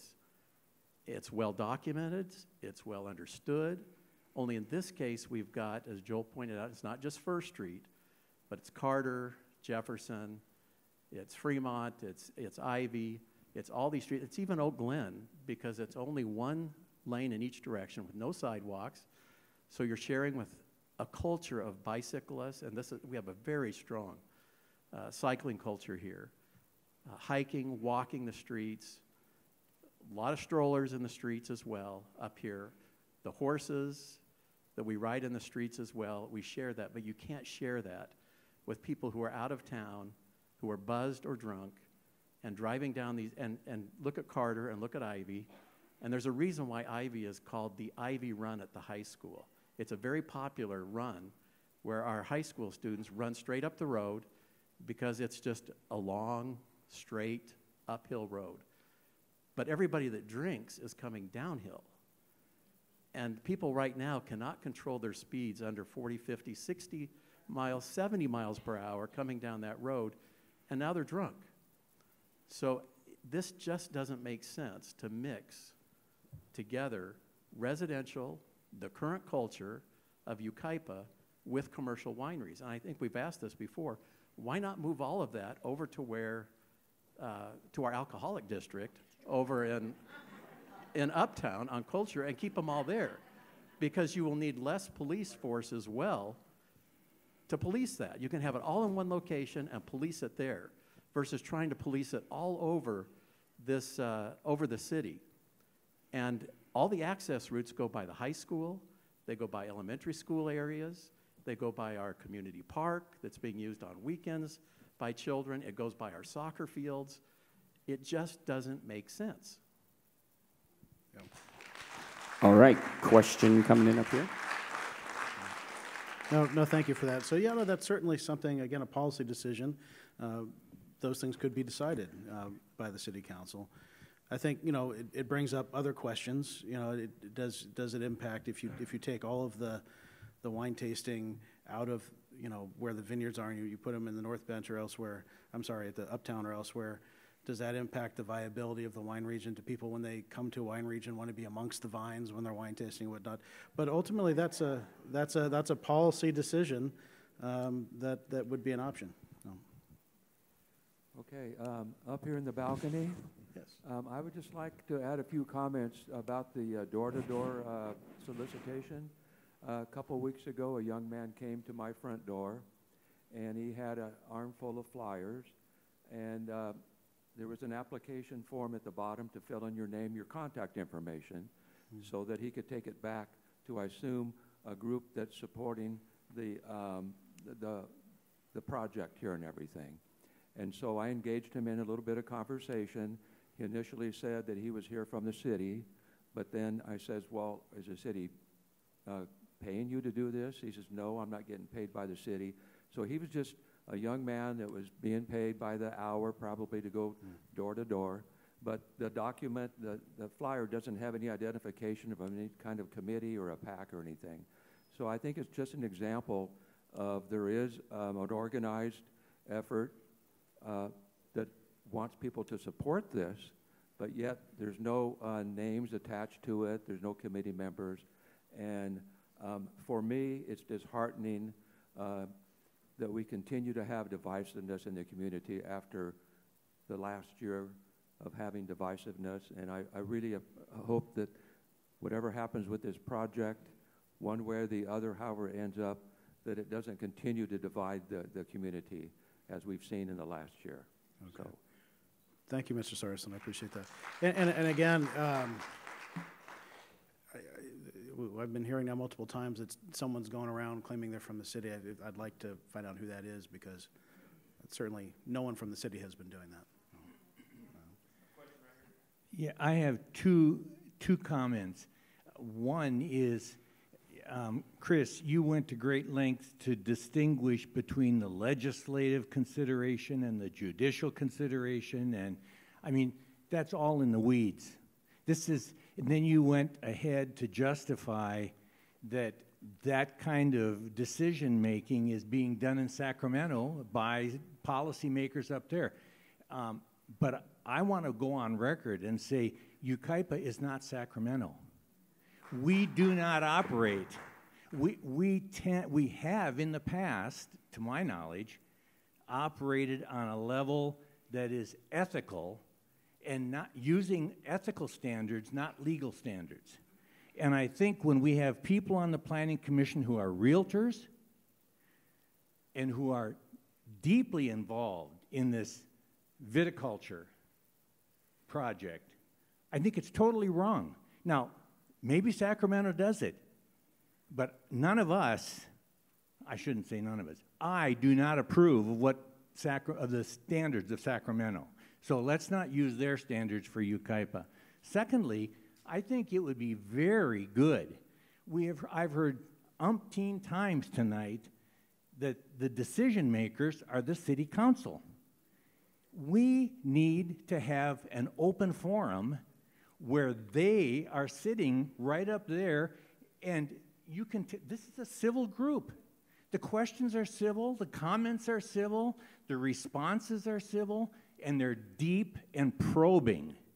And our city council needs to hear that and needs to interact with that rather than getting staff reports that are sterile. And I'm not saying you guys are sterile, but what you write on paper and give to them comes across, this is just information. They need to hear from the heart of the community, and city council meetings do not allow that kind of interaction. Okay. So we're a society of laws, and we have processes to follow, right? With all due respect, I don't believe it was in the weeds. I believe it was the law that I was referring to, right? Again, whether someone believes it's ethical or not, I mean, we're not ethics police as council. I can't decide what I believe is ethical and impose that on a member of the city council or the planning commission, right? So it's up to each city official, planning commissioner or city council member to kind of decide what for them they believe is ethical or not. And at the end of the day, the public will decide if you agree with their assessment of that or not. I'm just telling you what the law says in relation to the legislative function versus the quasi-judicial function. That's all I was referring to what the law says. The city council will, I'm sure, the reason we're scheduling a special city council meeting to take this up is because I'm quite sure that there will be a lot of public input given to the city council that night.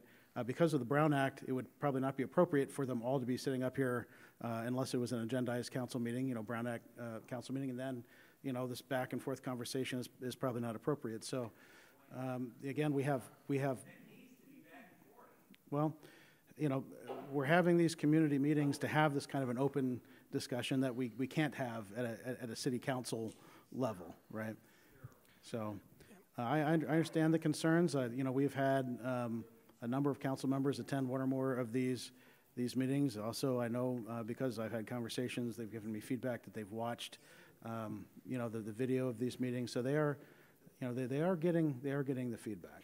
Yeah, I will kind of add, Lloyd. I think a lot of the comments have been really good or good questions, and the benefit is we have been recording all of these video or all these meetings, and so at least in terms of the questions, what is being asked or the ideas.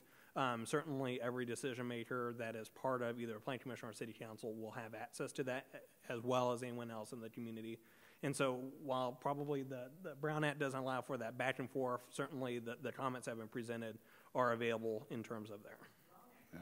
All right, question coming in. Thank you. I'd like to speak to the issue of public safety, specifically regarding DUIs. Some I know in the audience are aware that California DMV maintains a DUI management information system. And the fact is, if you take a look at the latest report in 2022, the fact is that the 5 top wine counties in California do not lead the state in DUIs. Look at the table for DUI arrests per 100 licensed drivers. Sonoma and San Diego County are tied for 3rd best. Napa tied for 5th best, and San Luis Obispo and Santa Barbara tied for 6th best among the 58 counties. There's also a table you can look up on the percent change between 2019 and 2020. That's the most recent data that's been analyzed. Sonoma County is the 2nd best among the 58 counties. Napa is 20th. San Diego and San Luis Obispo 22nd and 25th out of 28 counties. Now, it was brought up earlier, and this kind of inspired me to look into this database. It was brought up in an earlier meeting that Napa and Sonoma counties have the highest DUI rate in the Bay Area counties. That was true in 2010. The fact is, though, that in Napa County, 80% of the arrests for DUIs are locals, not tourists visiting wine country. That's from the CHP. And the relatively high DUI rate there, according to police officials, is due to strenuous enforcement, which is exactly what we plan here. So, in fact, the evidence of the DUI data does not support the fear that the wine country plan presents an unmanageable risk to public safety.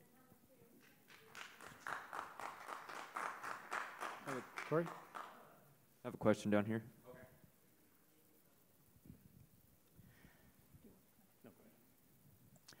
I want to follow up on what Kevin was saying. This picture is very misleading because from your own statement, you are planning on at least 26 micro wineries, and they are not present in this picture.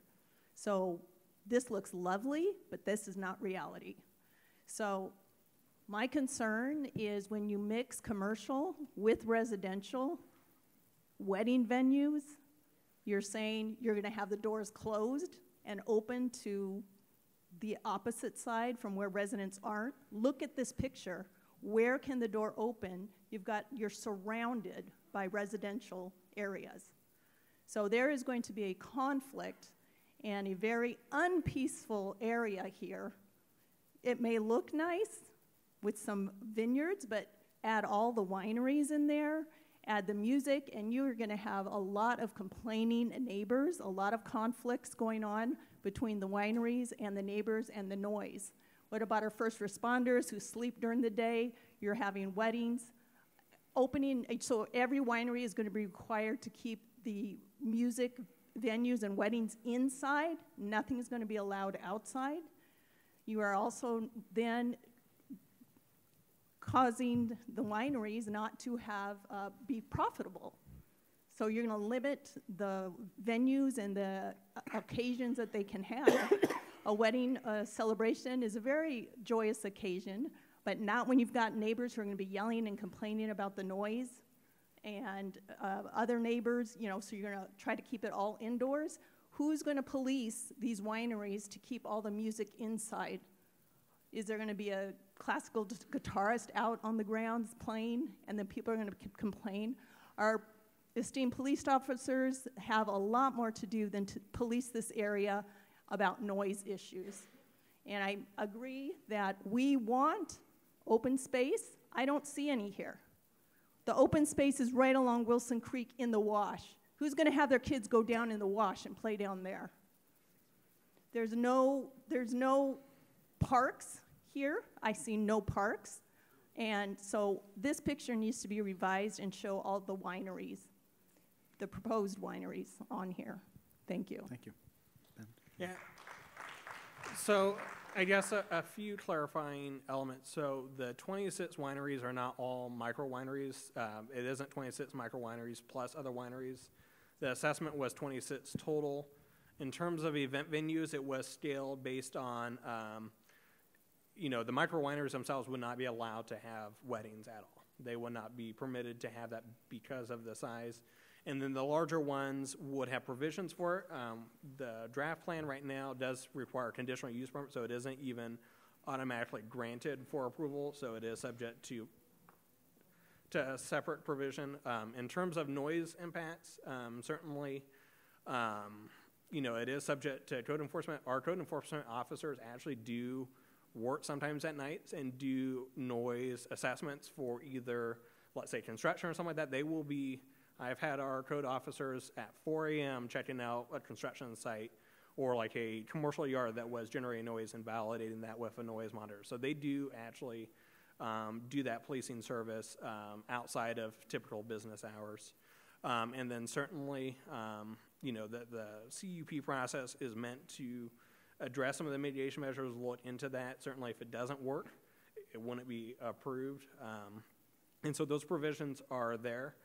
I can speak anecdotally that I lived across the street from a venue that had weddings on weekends, and I don't think I've ever when I lived there, I don't think I ever had a complaint about that, but doesn't necessarily mean that that is going to be the end-all be-all, but certainly the provisions are there. And then certainly there is, in terms of the noise levels, a classical guitarist playing acoustic guitar that is not amplified is going to have a much different noise profile than a DJ that has, big speakers and everything like that. And so certainly that is part of the assessment as well, and keeping in line with what those requirements would be per the mitigation measures and what code enforcement would have authority to implement, as well as the police department. I do know that I think they have nuisance provisions as well, so certainly they can issue citations above and beyond. And then with the CEP, the city would have the ability to revocate the ability for them to have any of those venues too.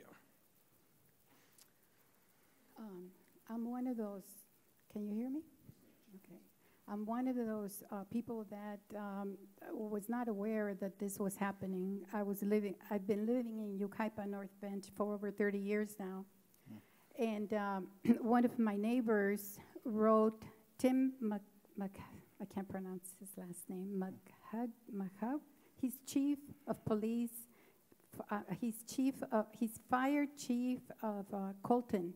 And unfortunately, he wasn't able to be here today, but he reviewed your plan, and he sent me some notes, and I told him that I would present them. So again, in the interest of public safety, and I lost my, just one second.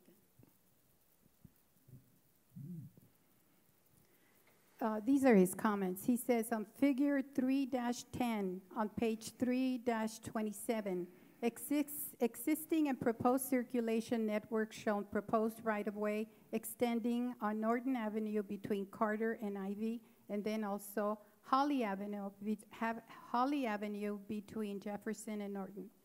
His first thought is that Holly Avenue needs not to be a straight street as proposed and needs to have several engineered, exaggerated bends on the road as traffic calming measures. If we do not have calming measures on Holly Avenue, people will race up and down Holly between Jefferson and Norton. I would specifically like to see some very large curves in this road to slow down dirt bikes as they ride up and down the road, which they inevitably will. As a side note, a buddy from his church had a kid run into his truck on Carter Street, turning onto Norton Avenue last year. The kid had to go to the hospital by ambulance with a pretty fractured leg. He was riding way too fast on Carter Street. Next, I would propose that where Ivy dead ends into Norton Avenue be a gated emergency ingress or egress only and not a through street. If Ivy Avenue does connect to Norton as a normal street, we will have all the residents in that development area, phase 5, driving on Norton Avenue. Norton Avenue, I don't know if you've seen it, it's a dirt road. Fig 3-13 on page, there will be over 550 cars, traffic increase on that street. It says, because there's 225 homes proposed on phase 5, and that's the, right up there where it says estates, it connects right into Norton. It says, before this plan goes to the Planning Commission and then ultimately City Council, we have an opportunity to make these changes. Once the plan's approved, it will be much more difficult. I think that's it. Those are the things that he was concerned about. Yeah, thank you for the comments. We can certainly explore some of those connectivity elements. Part of it, certainly with Norton, that's kind of the dividing line between the city and county. And so while we have control over on our side of the city, the other county side is a little bit tougher. And so we can add some additional provisions on kind of what that looks like in terms of implementation to make sure that the connectivity is a little bit managed based on the comments that we're receiving. We'll take a look and add that in. Okay, I have a question over here. We have a few folks that would like to speak again. We're going to try to get to the new folks first, and then we'll circle back. So Awesome. this gentleman right I have a new one up here after that gentleman. I agree with many things that have been said, but correct me if I'm wrong. I think for public notice before something goes to planning commission or city council, everyone has to be notified if they live within, I think it's 300 meters or 300 yards within a project. Right. Well, what's the rate? What's the distance? Yeah, so kind of a few different components in our development code, and the application stuff calls for 1,300 feet around the plan area. There is a provision under state law that says if the noticing requires more than 500 people, a newspaper notice is sufficient to meet state law for noticing. We did the newspaper notice as well as the 1,300 feet around it. We had more than 500 envelopes sent out, so we hit both provisions. So we went and exceeded what state law requires for notice for public hearing. Well, as it's been mentioned, many people don't know about it. I think everyone in this picture and extending all the way out to Bryant Street, anywhere where you'd have to drive from Bryant Street into this area should get a notice. That's just my opinion. If you really want, because these people bought homes in residential area, and they didn't know they signed up for 25 drinking establishments in and through their neighborhood. Thank you, Dr. Underwood. Thank you. I noticed that you just mentioned that you don't have any control over what the county does. So what stops the development of vineyards from extending into the county areas? And so what you're looking at here, and you say, well, that's not too many vineyards, but could vineyards encroach all different directions further up? So that could be the case. I don't know exactly what the county land use designation is in that particular part, but I know parts as you especially get into what's known as kind of the Oakland planning area under the county. A lot of those zoning designations do allow for commercial ag operations. So one of the properties referenced is Norcork, which is in the county area. They're allowed to have a winery based on the county kind of ag zoning that they have. And a lot of Oakland already has those provisions. I don't know about the area specifically at Norton what those are. I'm not with the San Bernardino County Land Use Services, but certainly a lot of those provisions are already in place and allowed by the county outside the city limits. Okay. New comment over here. Chris, you said this has been 5 years in the making, and in your opinion, it's very unusual to have taken this long, that these community meetings actually go above and beyond what's even required. It almost sounds like you feel that's a big gift you're giving to us, kind of condescending. Now that you know the community is outraged for at least a year, if not closer to 2, with serious concerns, the question that was asked earlier is why the rush? As our city manager, you're acting as a liaison between us and the city council tonight. And you should take back to the council, the ones that aren't here tonight, that we do feel this is rushed, and ask to put the brakes on. Let us have another opportunity to get more of the people involved with knowing the truth of what's happening. And I'm talking about across the city, not just on the North Bench, because this is going to affect all of us. I know Matt Garner's here tonight. He's our councilman from District 1. You would think you would have some grave concerns over what you're hearing from your constituents and meet with us and try to resolve some of these issues. You said agreed, the majority of the citizens in the city are probably not aware because it's just the way it happens. And that sounds a little tone deaf. It's not a sign of good government. So I'm imploring you, because you do take back our message to the city council like you did about the Serrano Estates issue. Let them know that we don't want this to come up in a week and then a month after that to the city council. We need more time to get everybody on board, please. Okay. Mr. Former Mayor Avila. I just have a couple of parting comments. Some of the things I want to talk about was already addressed about public safety and some of the conditions that were established. one thing I want to say to the public, this has been a long project, and I don't necessarily agree with Mr. Mann's assessment of 5 years. As a former planner of the Riverside County Fire Department, we've had plans about 5 years or so out there in the Temecula, Marietta area back in the 90s when everything was going crazy. So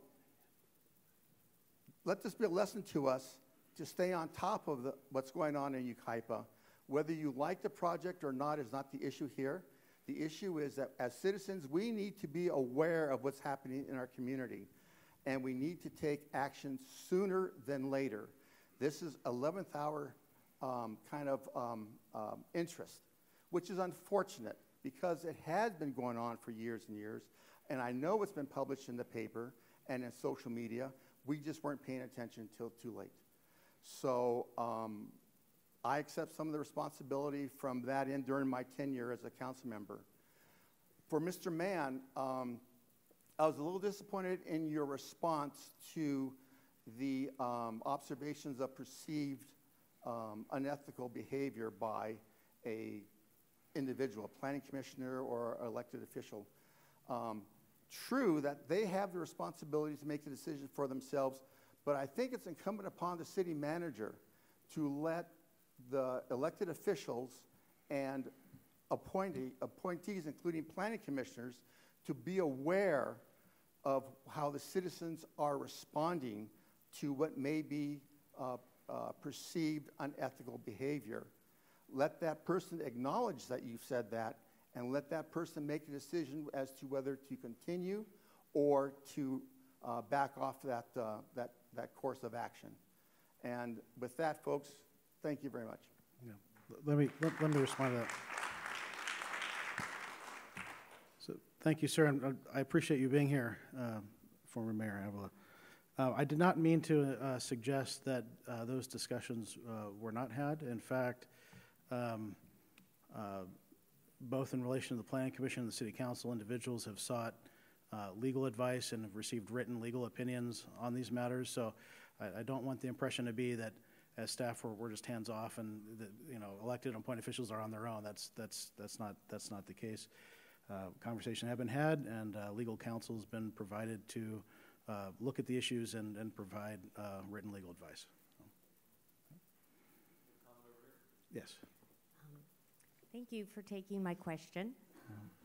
I just appreciate tonight and all the nights that we've been here and my times with the Planning Commission individually in your office. I thank you for your time and to listen, and I appreciate the fact there has been changes from listening to the community. However, I still have a few more concerns, okay? First off, I was hit tonight, when we talked in your office, I was told that the maximum amount of wineries would be 26, and yet tonight, I just think I heard that it was 26 2.5 micro wineries. I would like to see on this map how many total wineries would be on this map, whether they're 20 acre, 10 acre, 5 acre, or 2.5. Personally, I think a 2.5 is too small. And as you divide it up, I would think to have good information before we make a comment as to whether we're pro or against this, it would be nice to have full disclosure as to what you're attempting to plan for. And then secondly, because there is an informational gap, as I see it, with the total community, especially in the North Bench, where we will be affected more than the rest of the community for this particular planning development, that we get a written opportunity to get clarification, specifically not in a book form, but in a page form. So there's bullets as to the pros and cons and what impact it will have, and then an opportunity to write down or vote before we go to the city council, so they have our perspective as residents. Because eventually we would have to vote them out, and it would take a lot longer to have a change made.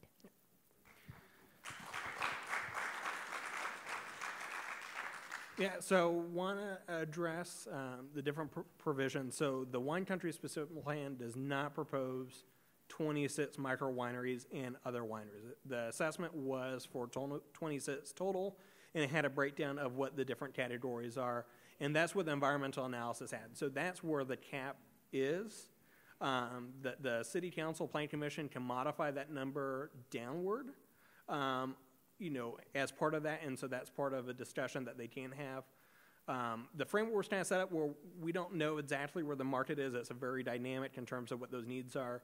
And so I think the philosophy from the committee was, let's try not to have the government override like this just because we don't know what it is. And so that was kind of where the number came in, as this gives as much flexibility for what it could be while not exceeding probably what the realm of possibility could ever be. Like, we're not undercutting ourselves. That's certainly a higher number. And then decision makers can kind of scale it down from there. But it's 26 total. I think it was like 5 micro wineries, I think, was total, or something like that. So it wasn't the 26 for any one category. Yeah. Thanks, Ben. Mr. Miller. Okay, Ben, I had a question about ADUs on this. A lot of things have been said about a lot of other subjects, but it seems to me this is the thing that really bothers me the most. I understand with a new law that comes out, they can almost immediately build upon that land without really going through the full process of planning. Basically, it overrides the planning, that as many as 6 residents of different sizes on an acre. Now, that'll put that area, rather than 1,000 homes, up to 6,000 residents. Is that true, first off?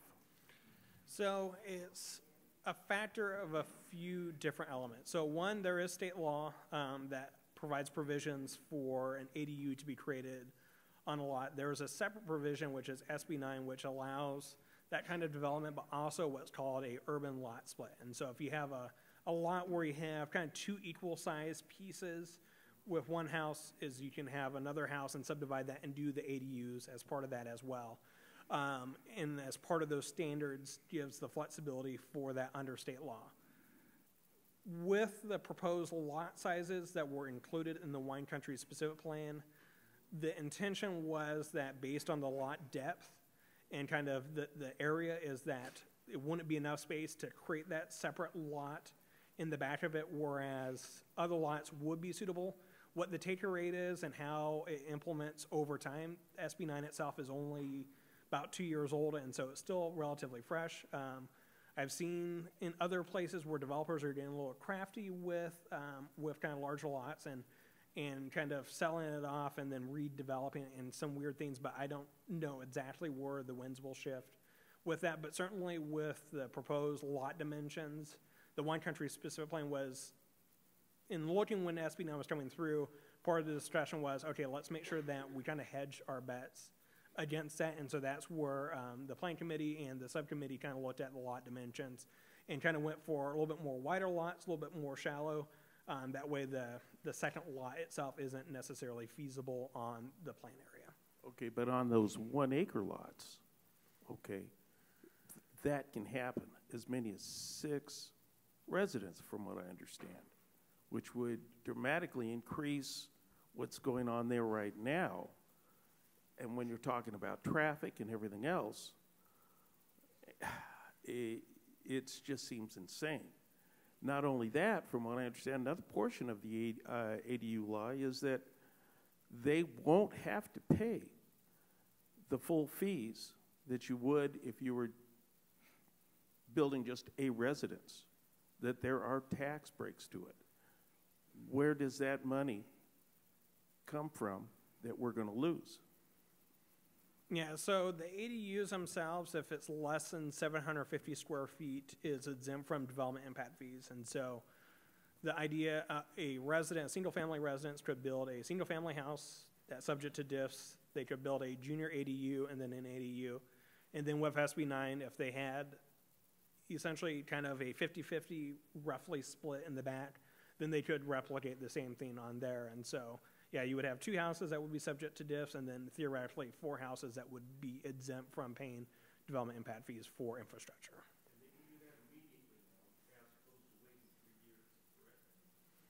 Yeah, the provisions of SB 9 have changed, and ADU laws changed a little bit, and so it's a little bit more streamlined. And so we are, I think most land use planners are kind of, and city councils and decision makers are kind of watching to see what the envelope ends up being pushed on SB 9 in particular. Yes. To the gentleman that was talking about drunk driving, I'm wondering if he has ever been on the scene of a fatality drunk driver. I have been there, and I've seen the trauma and the tragedy that goes with that. There's 2 doctors in this room right now that I see that I believe can also attest to what one drunk driver has caused. And I know that there's a number of former law enforcement officers that are sitting up in the stands here that can attest to the many, many, many numbers of drunk drivers and drunk driving fatalities that they've seen in their city. So statistics are statistics, but until you've been there, until you've seen what goes on, the trauma and the tragedy, statistics don't mean anything. Thank you. And right here.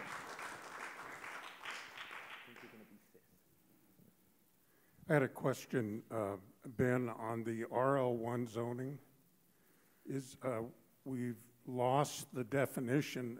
Isn't RL1 1 house per gross acre? Isn't that in the defined rules of the general plan? And the general plan was approved in 2016, is that correct? And the housing element has to be updated every 6 years, is that correct? 8 years, yeah. 8 years. So it's been 8 years since the general plan has been updated. So in that 8-year period, how many laws have changed that have driven away the latitude of the city to, let's say, restrict housing? So since the general plan was last updated in 2016, we did update the housing element in 2021, and we were one of the cities that got certification. There's still some neighboring cities around us that still have not received that.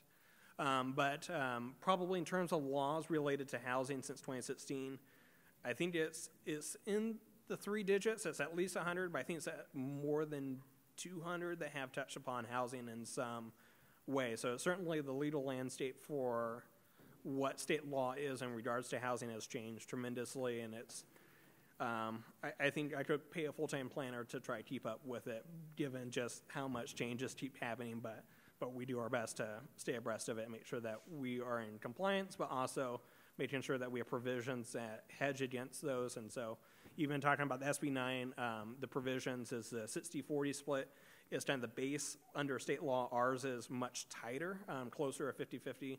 And we have additional objective design standards to help kind of protect the city to the extent that we have legal authority to do so. Do we have any new speakers? This gentleman here. Okay. Yeah, I just want to say that I moved to the North Bench and been living in Yucaipa all my married life. I moved to the North Bench in '94. I bought the old farmhouse that was when it was all walnut groves up there, and I moved up there for the purpose that it was a rural place. And ever since I was a kid, I've always wanted to live on the North Bench because I love rural. And so that's why I went there.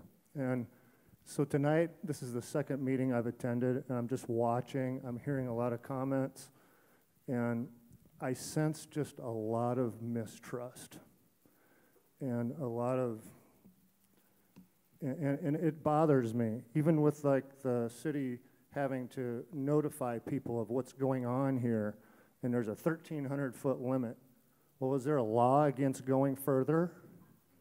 I don't know that, but maybe there is. Or is it just too expensive? I don't know. So I'm seeing lack of communication. I'm seeing what looks like to me like a rural Disneyland going in less than a mile from my house. And on Fir Avenue, it looks like I see these two big yellow blobs that are supposed to be villas and coming down my street. And all I can imagine is one day, somewhere in the future, there's going to be an automobile sitting in somebody's living room, because of what I'm seeing. And it's just, and then the other thing I see is it's 5 years in the planning, and this is all you can come up with? My daughter's an interior designer. She could do this in a week with no problem. And she'd probably do it for free, and she'd probably do a better job. And so I'm just frustrated. There's been so much distrust and ingenuineness in politics. We have a community here. These are people. We're not talking about dollar bills. We're talking about people. And I would hope that when the city council goes to approve or disapprove or whatever they do, I would hope they would be human beings and at least consider all the options that are available. I've heard about, I don't know. I'm sitting here and I just don't even know what's going on anymore. All I see is my little quiet street that I've lived on for 30 years now is going to turn into the 405. So that, and it's crazy, and so it just disheartens me a lot. And I hear nothing about the plan of traffic flows. Where are the traffic signals going to go? Are there going to be any traffic signals? Oak Glen Road's not supposed to be widened, and you've got this whole thing. I guarantee you that in Disneyland in Anaheim, they have to jump through a lot of hoops to approve traffic before they put in one roller coaster. I don't know how that all goes, but I just don't sense a lot of common sense, and so it's disappointing to me. And I would just hope that you would consider the lives of the people that are already on the North Bench in your future planning of this whole thing, because we are all people. We love each other. We've lived up there a long time. A lot of us, I've heard more and more people have lived up there as long as I have. And so anyway, I just had to say something. And I'm not into the law or anything like that. I'm just a landscaper, and I go to work. And I don't have a lot of time to deal with this kind of stuff. So we vote for people to represent us, to look after our own interests. Let's get back to basics here. Let's just not chase a dollar bill. Let's chase a community. And I would hope that would happen.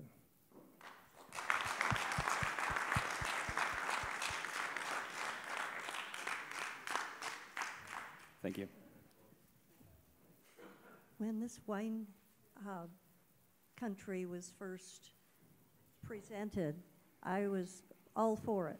I think I probably signed one of the first petitions. I could see the lovely rolling grapevines up the hill with a few beautiful wineries up there. And I thought how nice for our community to keep the agriculture. Okay. Little jump. My husband and I spent the weekend in Temecula this summer. Okay, we came off the freeway onto a main drag, kind of like Yucaipa Boulevard. It had the shopping malls, hotels, restaurants, you name it. It was a main drag. And we proceeded, and we came in to the wine country, which was wine country at that point. Beautiful rolling vineyards on both sides, beautiful wineries. That's all that was there, was wineries. It was gorgeous. We spent the weekend, we had a wonderful time, came right back out on the main drag. And then I see this. And I look at it, And there is no ingress, egress that doesn't go through a residential neighborhood. Houses with children, pets, you know, people out trying to wash their cars. I live on Balsa. I don't walk in my neighborhood. I go over to the community park. I have a small dog. We've almost been hit too many times. So I won't even walk in our neighborhood with the traffic there is now. Now, you're not only impacting the North Bench, people are going to be coming in on Singleton, and they all have to, and that has that end of Bryant is residential neighborhood. Okay, Bryant from 38 is residential.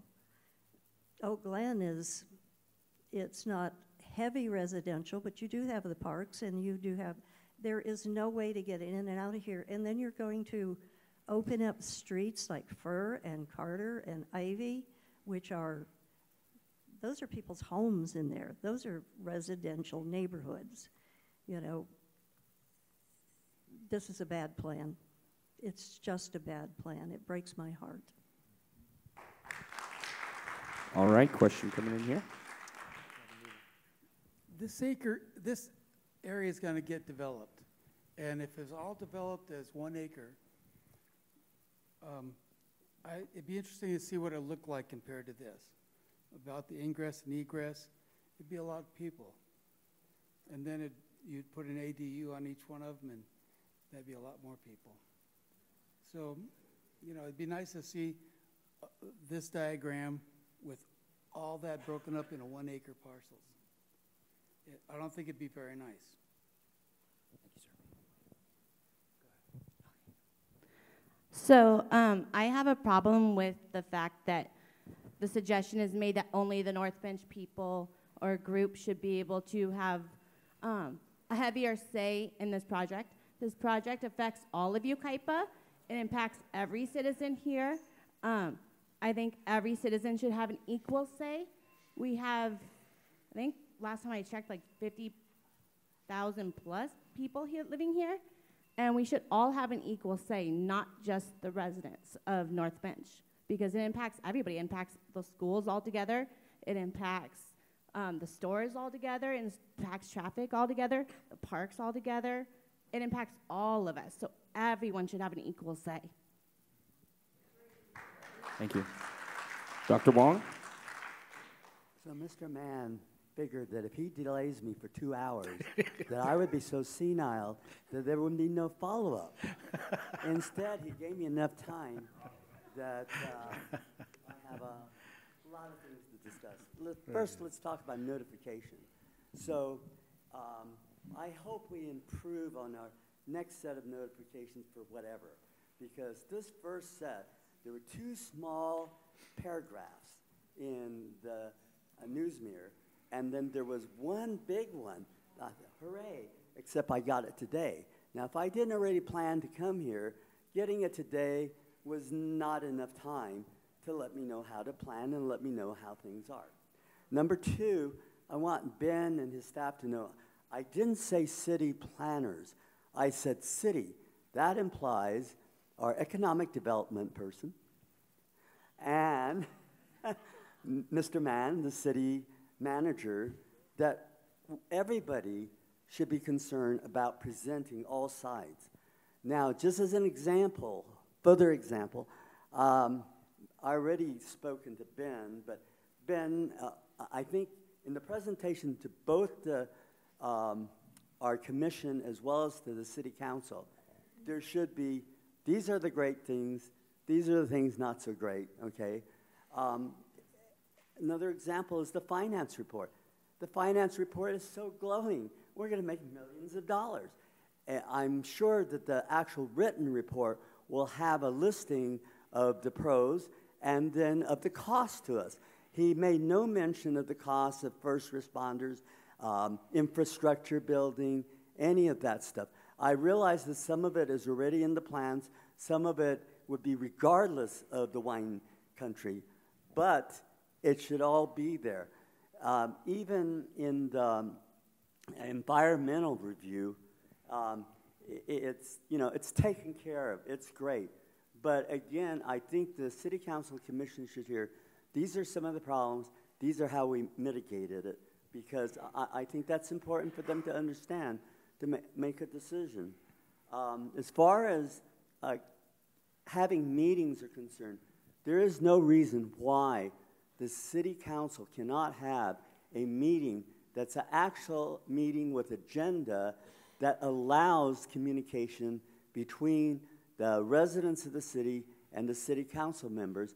You can cut it to a certain amount of time or whatever, but I don't think it should be only a meeting where you have 3 minutes, you have your say, and then we never hear about it again. The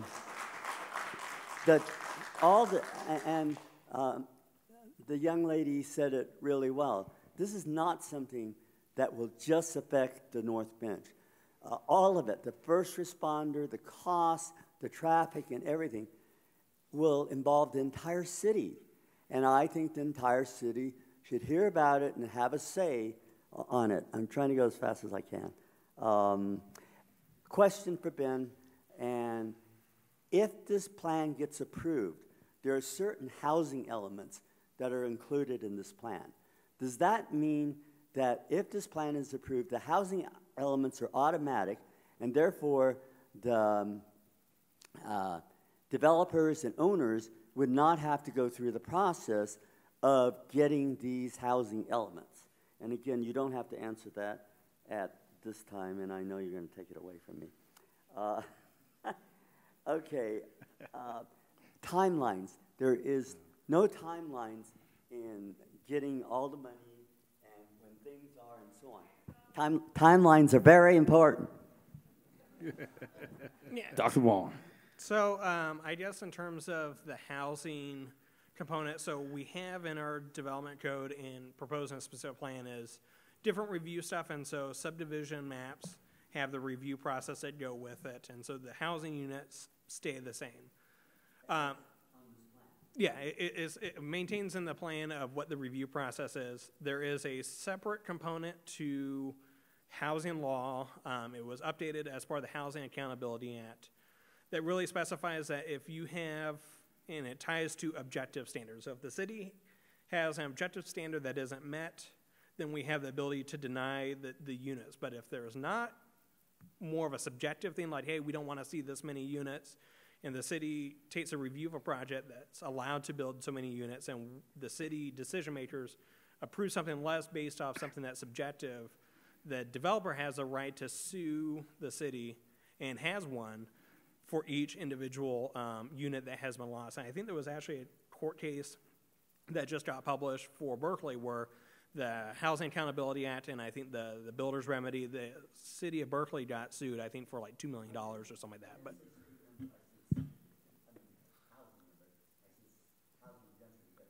yeah.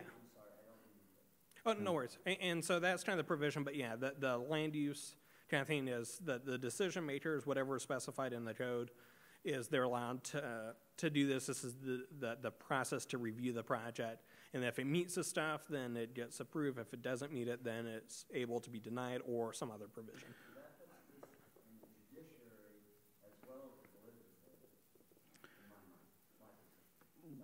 Right. Legally speaking, a specific plan or any planning document is legislative. But I think I think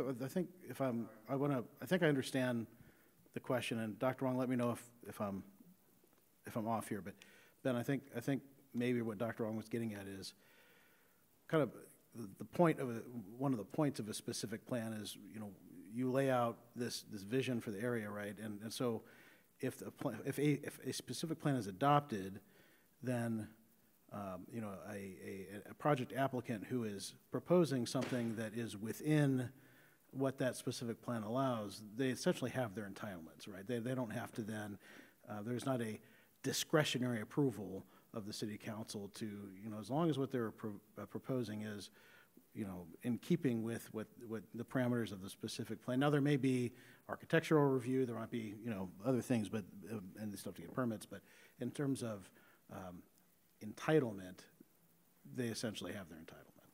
So the land use provision, so they still actually have to submit a individual project, and that actually does have its own review. Correct. There's an assessment whether or not it meets everything and kind of working through those logistics, but there is that component. I think any kind of planning decision that the city council or planning commission does when it comes to policy, so the housing element, the general plan, ordinances for, hey, we're going to allow for this or modify. For example, one of the ordinances that was kind of fun is we modified our development ordinance for pygmy goats, which was driven to us by one of the planning commissioners, said, hey, we need to do something about this. And so that was a provision. It didn't modify what people can do on their individual lots.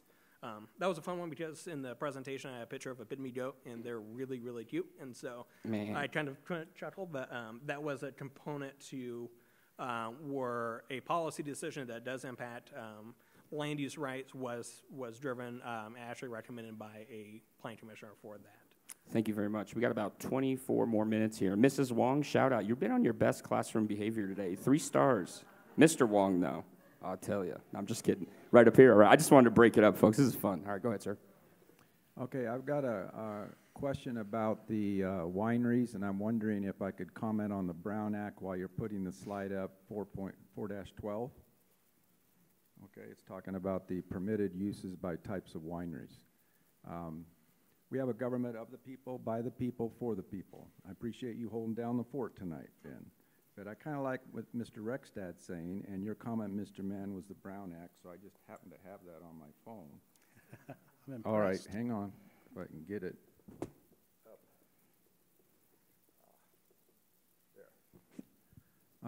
Section or Government Code 54950, why do we have the Brown Act, says the people of the state do not yield their sovereignty to government agencies.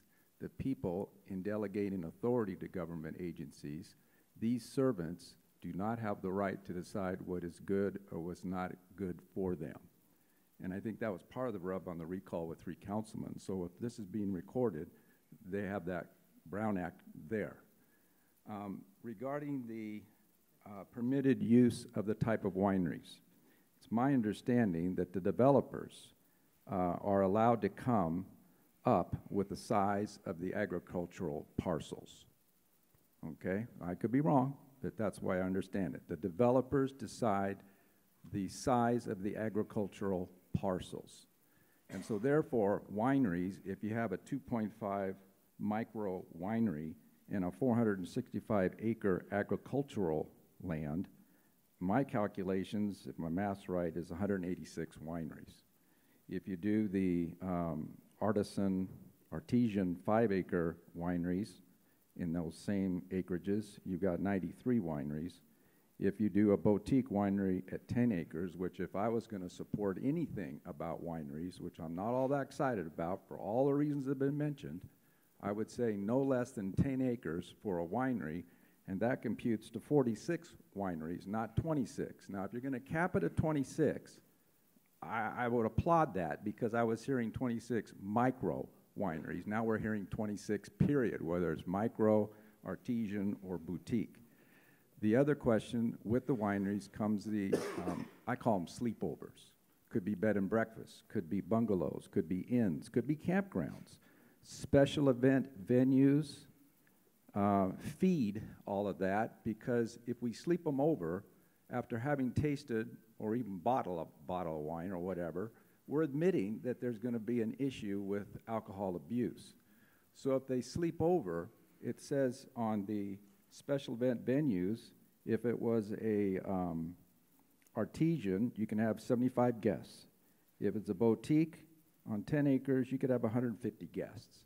So again, we're increasing all kinds of stuff going on with this. Now, I don't know who came up with this slide, this 4.12, the permitted use by types of wineries. I'd just as soon tear that sucker up and just start over and get at wineries 10 acres and then start to look at all that other stuff. That's my opinion. Minimum, yeah. Yeah, so that comment can certainly be part of the decision makers. Chapter 6, which is implementation, is what has that 26 kind of limit shown, and that's what the analysis is. And so that's kind of the hard limit that we have without revising the specific plan. and going through additional environmental review for that. Certainly the lot sizes for the wineries can be adjusted as well. That's not set in stone.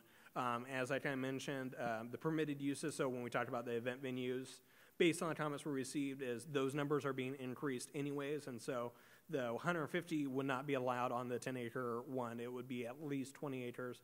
And the Planning Commission and City Council have the discretion to further expand that that scale as well, but we kind of threw that. And so that will be in the errata sheet kind of showing those. And yeah, the decision makers will have the benefit of that information and then can certainly adjust it to be more conservative in terms of what would be allowed with those uses too.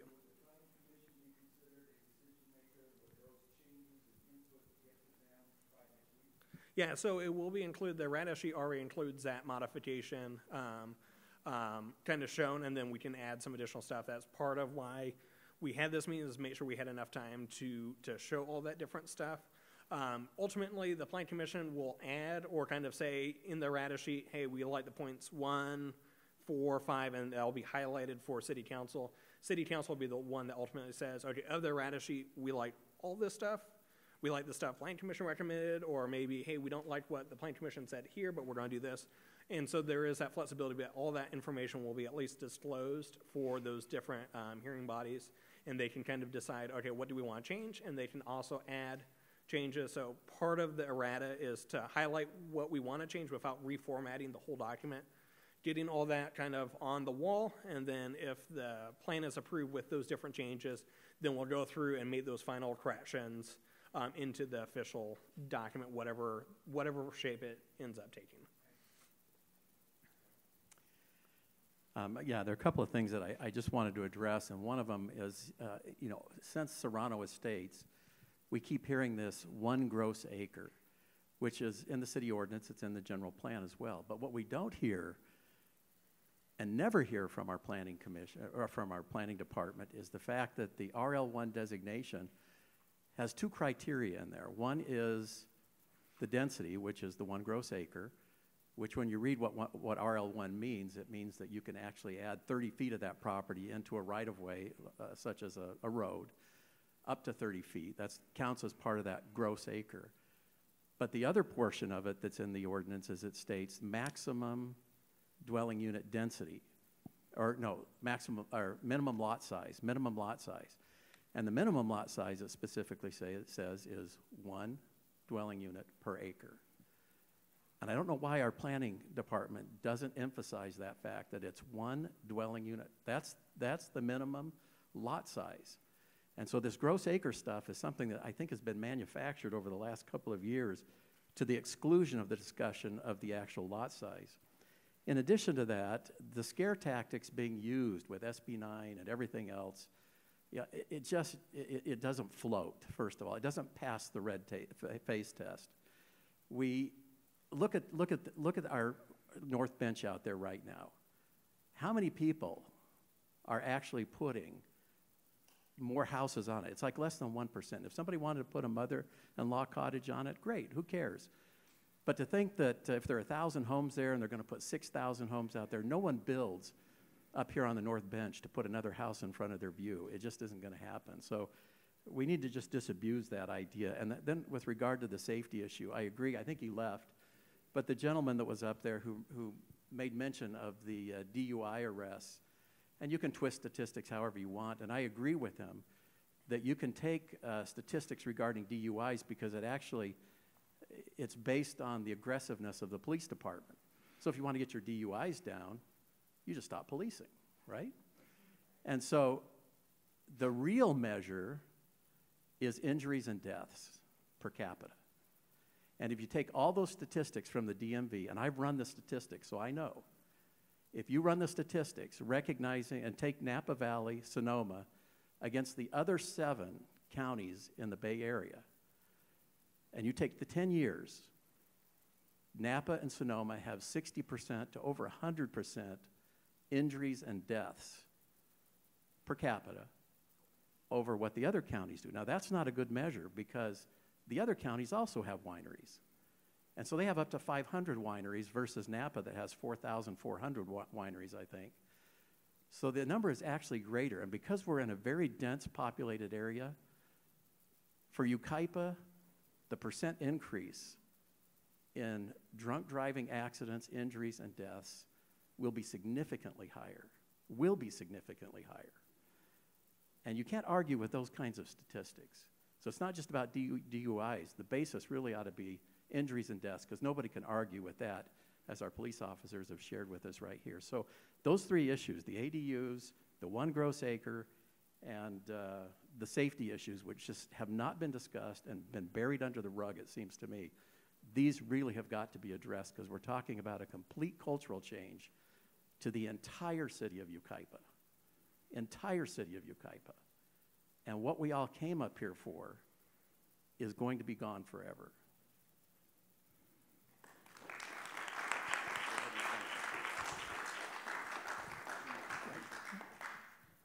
Thank you. I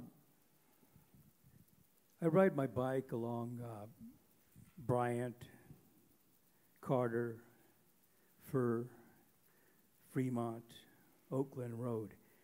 And on the weekends, there are a lot of us on the road, especially a lot of people going up to Oak Glen. That's really a chug. But anyway, I'm concerned not so much for the guy who gets drunk. I'm concerned for the guy who gets 2 glasses of wine in his gut and loses reaction time on the brakes and gets distracted. He's the guy I fear on the road, because I know I'm going to get hit. I've been hit twice on Bryant, okay? And you just lose every time to an automobile. You can't beat it. You're the one who's going to wind up with the dents. So I'm asking you, please, 2 things. Limit the number of drinking opportunities up there, okay? I mean, there's a lot of pedestrians and people on horses and people on bikes. It's just a very active area for people who want to be outdoors. So I'm asking you to limit the number, if this thing goes through, limit the number of wineries and drinking opportunities, and move it out there to in front of this place. You've got California all the hell that way. Stick them up in this area where we're not riding our bikes. But please, limit the number of opportunities for people to get drunk or tipsy, because 2 glasses of wine, I mean, you're already not able to break. So anyway, thank you. All right, we're winding down. We got one here. Well, Miss Boone, you'll be after Colleen, and then if you want to, after these 2, raise your hand. We'll get you. Something none of us have talked about tonight is a big safety issue is fire. This is in a high fire area. Are we just ignoring that? How are these guys going to get out? We've talked about that. They're not getting out. You can't get 1,000 people out that easy on these small streets. We're not getting out now, and we have congested streets already. You add another 1,000 in these little tiny roads that you're planning to put in here, and I don't know who's thinking that these vines are going to help with fire. Did you not watch them burn across Napa? It went like gangbusters across there, and we went like gangbusters before. I evacuated my horse, and the next day I evacuated it clear across town, and the next day we evacuated hers back across. What are you planning to do about that? They're not going to be able to insure their homes for fire. You can't get fire insurance up there. Thank you. Ms. Boone? Okay, there have been a couple of things that have not been even-handedly dealt with tonight. Here's an example. I appreciate you very much asking about the 1 acre. I have said over and over again, 1/2 acre, 1 acre, you can have livestock animals. Anything less, you can't. Part of the problem with the North Branch is that you get it down underneath a 1/2 acre, it is not really a rural lifestyle, okay? So that 1 acre is a big issue, and how small you're going to make the lots is a big issue. The second thing, and something that Mr. Miskin brought up several times, and we're trying to come up with compromises that'll work well with everybody. He said, don't allow the wine tasting and the weddings up in the vineyards. If you want to grow the grapes there and you're going to have half acre and 1 acre, we may come to a compromise. But immediately swatted down saying, but everybody wants to walk in the grapes and have their weddings up in there. How much is the city losing on this performing arts that is available for weddings? Okay, done. We already have wine tasting places. Don't allow the drinking up there. Don't allow the weddings up there. Bring it down to what you already have and are losing money on, and maybe we can come to a compromise. All right. Sherilyn?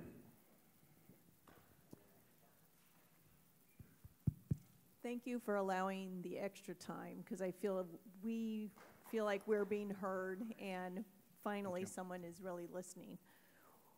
My concern is who owns the vineyards? Who will own the vineyards? Because what I've heard is that the homeowners, in case the vineyards fail, are going to be given a tax to take care of the vineyards. They're going to be given an HOA fee to take care of the vineyards. So who owns these vineyards? Who will build and maintain these wineries? And yes, and we've heard that in perpetuity, these will never be torn out and houses put here. Is that in the EIR? And I would really like an answer to these questions. Sure. Yeah, so the wine country specific plan does specify that there will be a conservation easement for that. So a developer or property owner that divides their property can't just turn the page later on and pull out the vines and build housing on it. So those provisions are there. In terms of winery ownership, part of that is based on the industry. Sometimes you'll have a property owner that owns the land, and then they'll lease out the vines to a winemaker and farmer that does it. Sometimes you'll have the owner be the winemaker and farmer. There's no set industry standard on what it looks like, and so the wine plan doesn't necessarily regulate that component just because it doesn't normally occur that way. And so it's kind of dynamic. In terms of the provisions, in kind of successful wine regions, they're not necessarily converting that. The exception that we kind of see is like Rancho Cucamonga, where those weren't protected as ag land, they weren't conservation stuff, and so as the industry pressure building out from LA and then the Los Angeles airport and some of the rail, those type of developments really put the pressure, and there wasn't any mechanism in place to protect those vines. There were a lot more value in terms of building housing, warehousing, and other stuff in that area. And so that's where a lot of that stuff disappeared, but other places like even Temecula or Temecula Valley, which is in the county, the vines themselves in the early 90s, I think, were decimated by Pierce's disease. And certainly that wine region has come back, is very economically viable. It's a much higher scale than other places, but certainly Napa and Sonoma has been in wine production for hundreds of years, and so they haven't necessarily had the crops disappear through that. It's just kind of more the business side of it. The CFD, I think, is more of a provision where it's kind of like, okay, if something does happen that's unique, we at least have something to bridge the gap until the market kind of comes back in. But it would be preserved as ad space. And I do want to note as well that the provisions for the wine country aren't just limited to grape growing. Other ad products can go on there, but you just don't get credit for the commercial venture. So if you are running a tasting room, you can't just plant other ad products and try to do this big commercial stuff. It has to be tied with that industry, but other crops can be also planted within the wine country area too. Yeah, and let me add to that a little bit. So there had been a lot of discussion in the previous meetings about, what happens if a vineyard or winery fails, And I think the original idea was, well, then there's the HOA is responsible, and we heard from the public and also members of the industry that it's probably not the best idea. HOAs probably aren't the right vehicle for that. And so we went back to the drawing board, and what is being proposed now is that there's a default community facilities district. So it's not, it's dormant. It's only activated should one of these vineyards fail. It would trigger the CFD to provide a funding stream. It would act at that point almost like how we handle LLMDs, landscape lighting management districts. So it provides a revenue stream where then the city will contract with someone to provide the maintenance until such time that private entity comes back in and takes it over, just to ensure that the vines don't die and that use doesn't go away. But the idea is for that to be very temporary until someone else comes in and takes over. But like the LLMDs are very similar. If the city, it's a revenue stream that the cities use, then we contract out with people who know how to maintain those things. And I think there was one question in the EIR on there as well. The EIR isn't the plan, it's just analyzing the environmental impacts of the plan. And the plan is essentially the land use and zoning for this site. So in the plan, the areas designated for ag are ag and don't allow for the residential. So the EIR does not analyze residential within the ag, and any residential in the ag isn't allowed and therefore would not be covered by the EIR. The consultant's report on the fiscal impact, viability of the plan and the vineyards and the wineries, could that be made available to anyone who wishes to view it? I wonder if you could put it on the city website. I mean, the whole text absolutely. of it. Yeah, I want to see the assumptions that were made by the individual who made the report. What was he assuming? And of interest, you mentioned this, the CFD as being a temporary bridge. That assumes, of course, that the economy has a willing buyer to pick it up on the rebound. That's true. Yep. Yeah. And so yes. I'd really like to see this report in detail. Yep. We will have it put on the city's website. All right. Ben, I'd like to follow up on what I was asking you about before, and that is, you have your general plan is saying this is RL1, and it's minimum 1 acre lots, but now you're doing a specific plan that somehow allows quarter acre and half acres. That's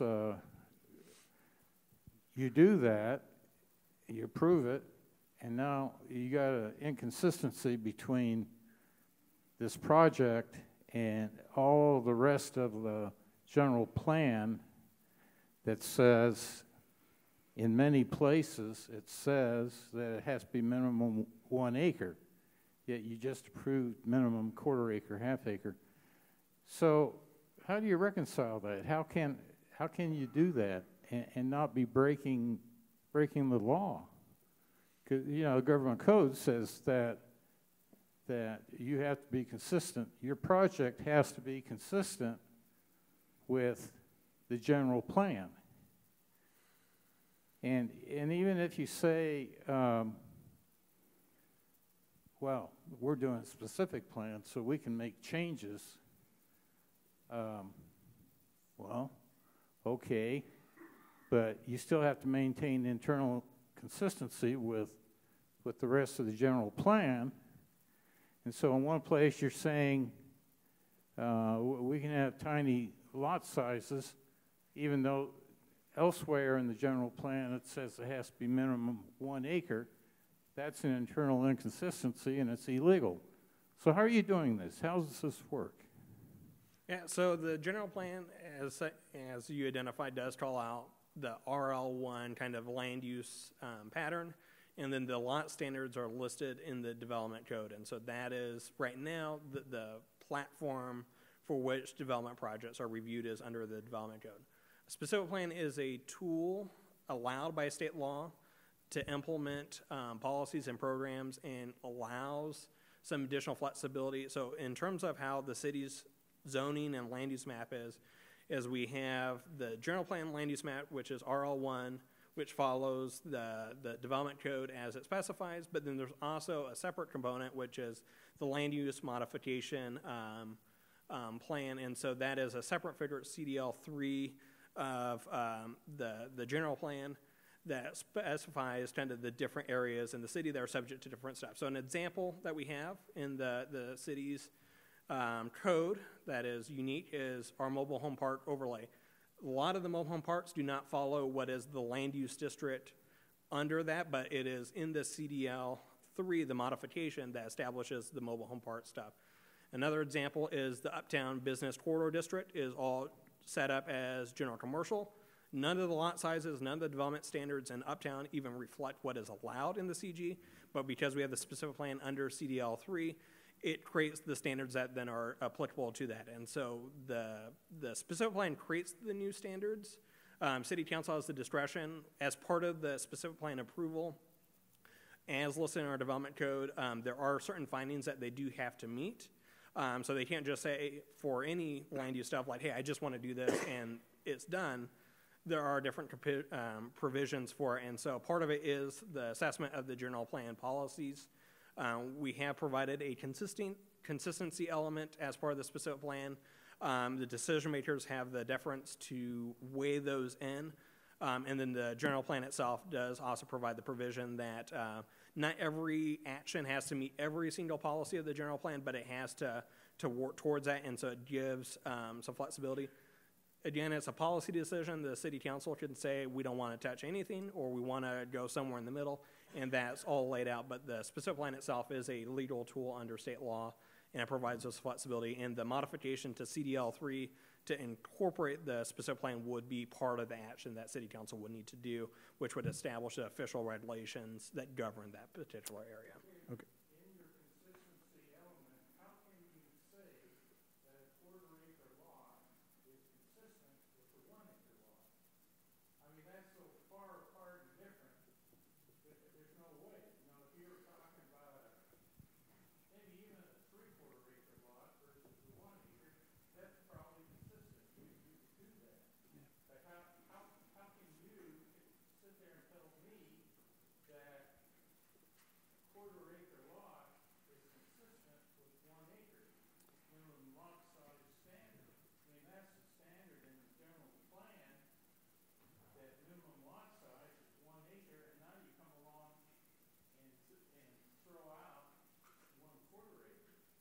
What I'll do for you, sir, is I'll get his contact information, because he did answer it in a lot of detail. It's a lot of information, and I'm sure Ben be happy to give you the explanation he gave in a written form to digest it, if that would be okay with you. Yeah, and certainly happy to meet with anyone. I do want to note as well, in terms of the city, we do have other RL1 properties that don't have 1 acre lots that have been built and were consistent when those approvals went through. Well, yeah, I think he answered the question. But again, this is a great forum, but also the planning staff are always welcome to take one-on-one meetings. If you really want to delve into an issue, I encourage you to reach out. I know Ben's always willing to do that. He's taken quite a few of those meetings so far. It is 9:06. I want to be, we have staff here, so I want to be respectful of their time. But I also want everyone to make sure they feel they've been heard. Is there anything else that's really burning? Right. I had one gentleman that hasn't spoke before that had something to say. He's been waiting nice and patiently, Chris. Let's make this the last one. Okay. I just have observations and a question. First question real quick. The Fremont Street that runs north and south here, and I live on Fur, and then there's Fremont. There's chicken property there, chicken rancher, and there's some residences there. Are those properties going to be bought and developed into new housing?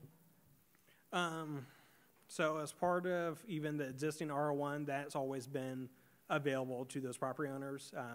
One thing, a part of the specific plan is it doesn't necessarily mean everyone has to make an action on it. So if a chicken ranch wants to continue, they remain as a legal non-conforming use, which is the case for all those chicken ranches.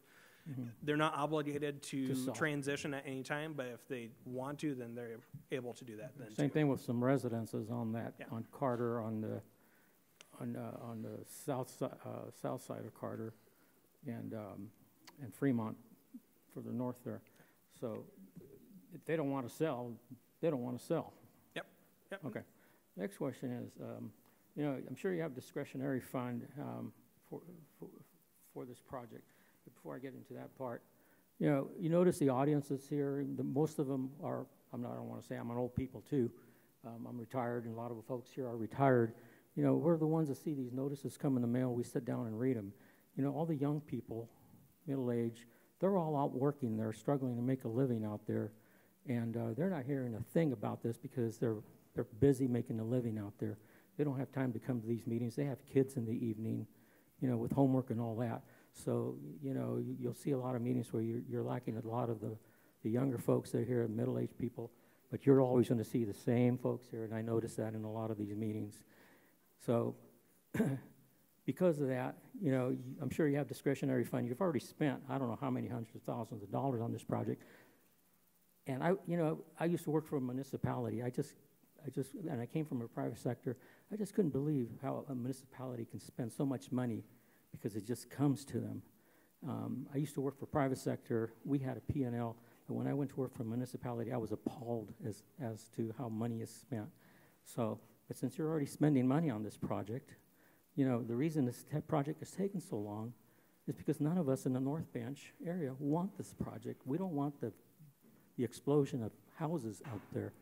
You know, I moved up there for the same reason a lot of these folks have been up there. I've been up there almost 12 years, and I live on Fur. I've dealt with the traffic. I walk my dogs every day. I've confronted people speeding up and down my street to the point where I've called some of these officers out to find these people after I've taken pictures of their plates.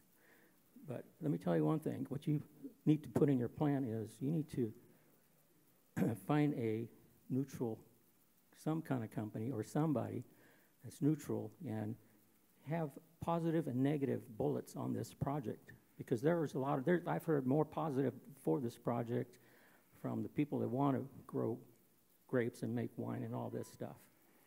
But you need to survey our community on foot and the surrounding communities and the town, because this affects everything from there all the way down to the freeway. So that's my say. I'm just trying to remember everything else I was going to say, and I don't agree with the way this is set up the way it is right now. It doesn't make sense. So, anyways, that's my 2 cents. Okay, thank you. Thank you. All right. Thank you, sir. Well, thank you all for being here and for sticking with us until 9:10. I know it's late, but I appreciate it. I'd like to recognize Councilman Matt Garner. Thank him for being here tonight. Remember, next week on the 28th is the Planning Commission, and then the 27th of March for City Council. Thank you.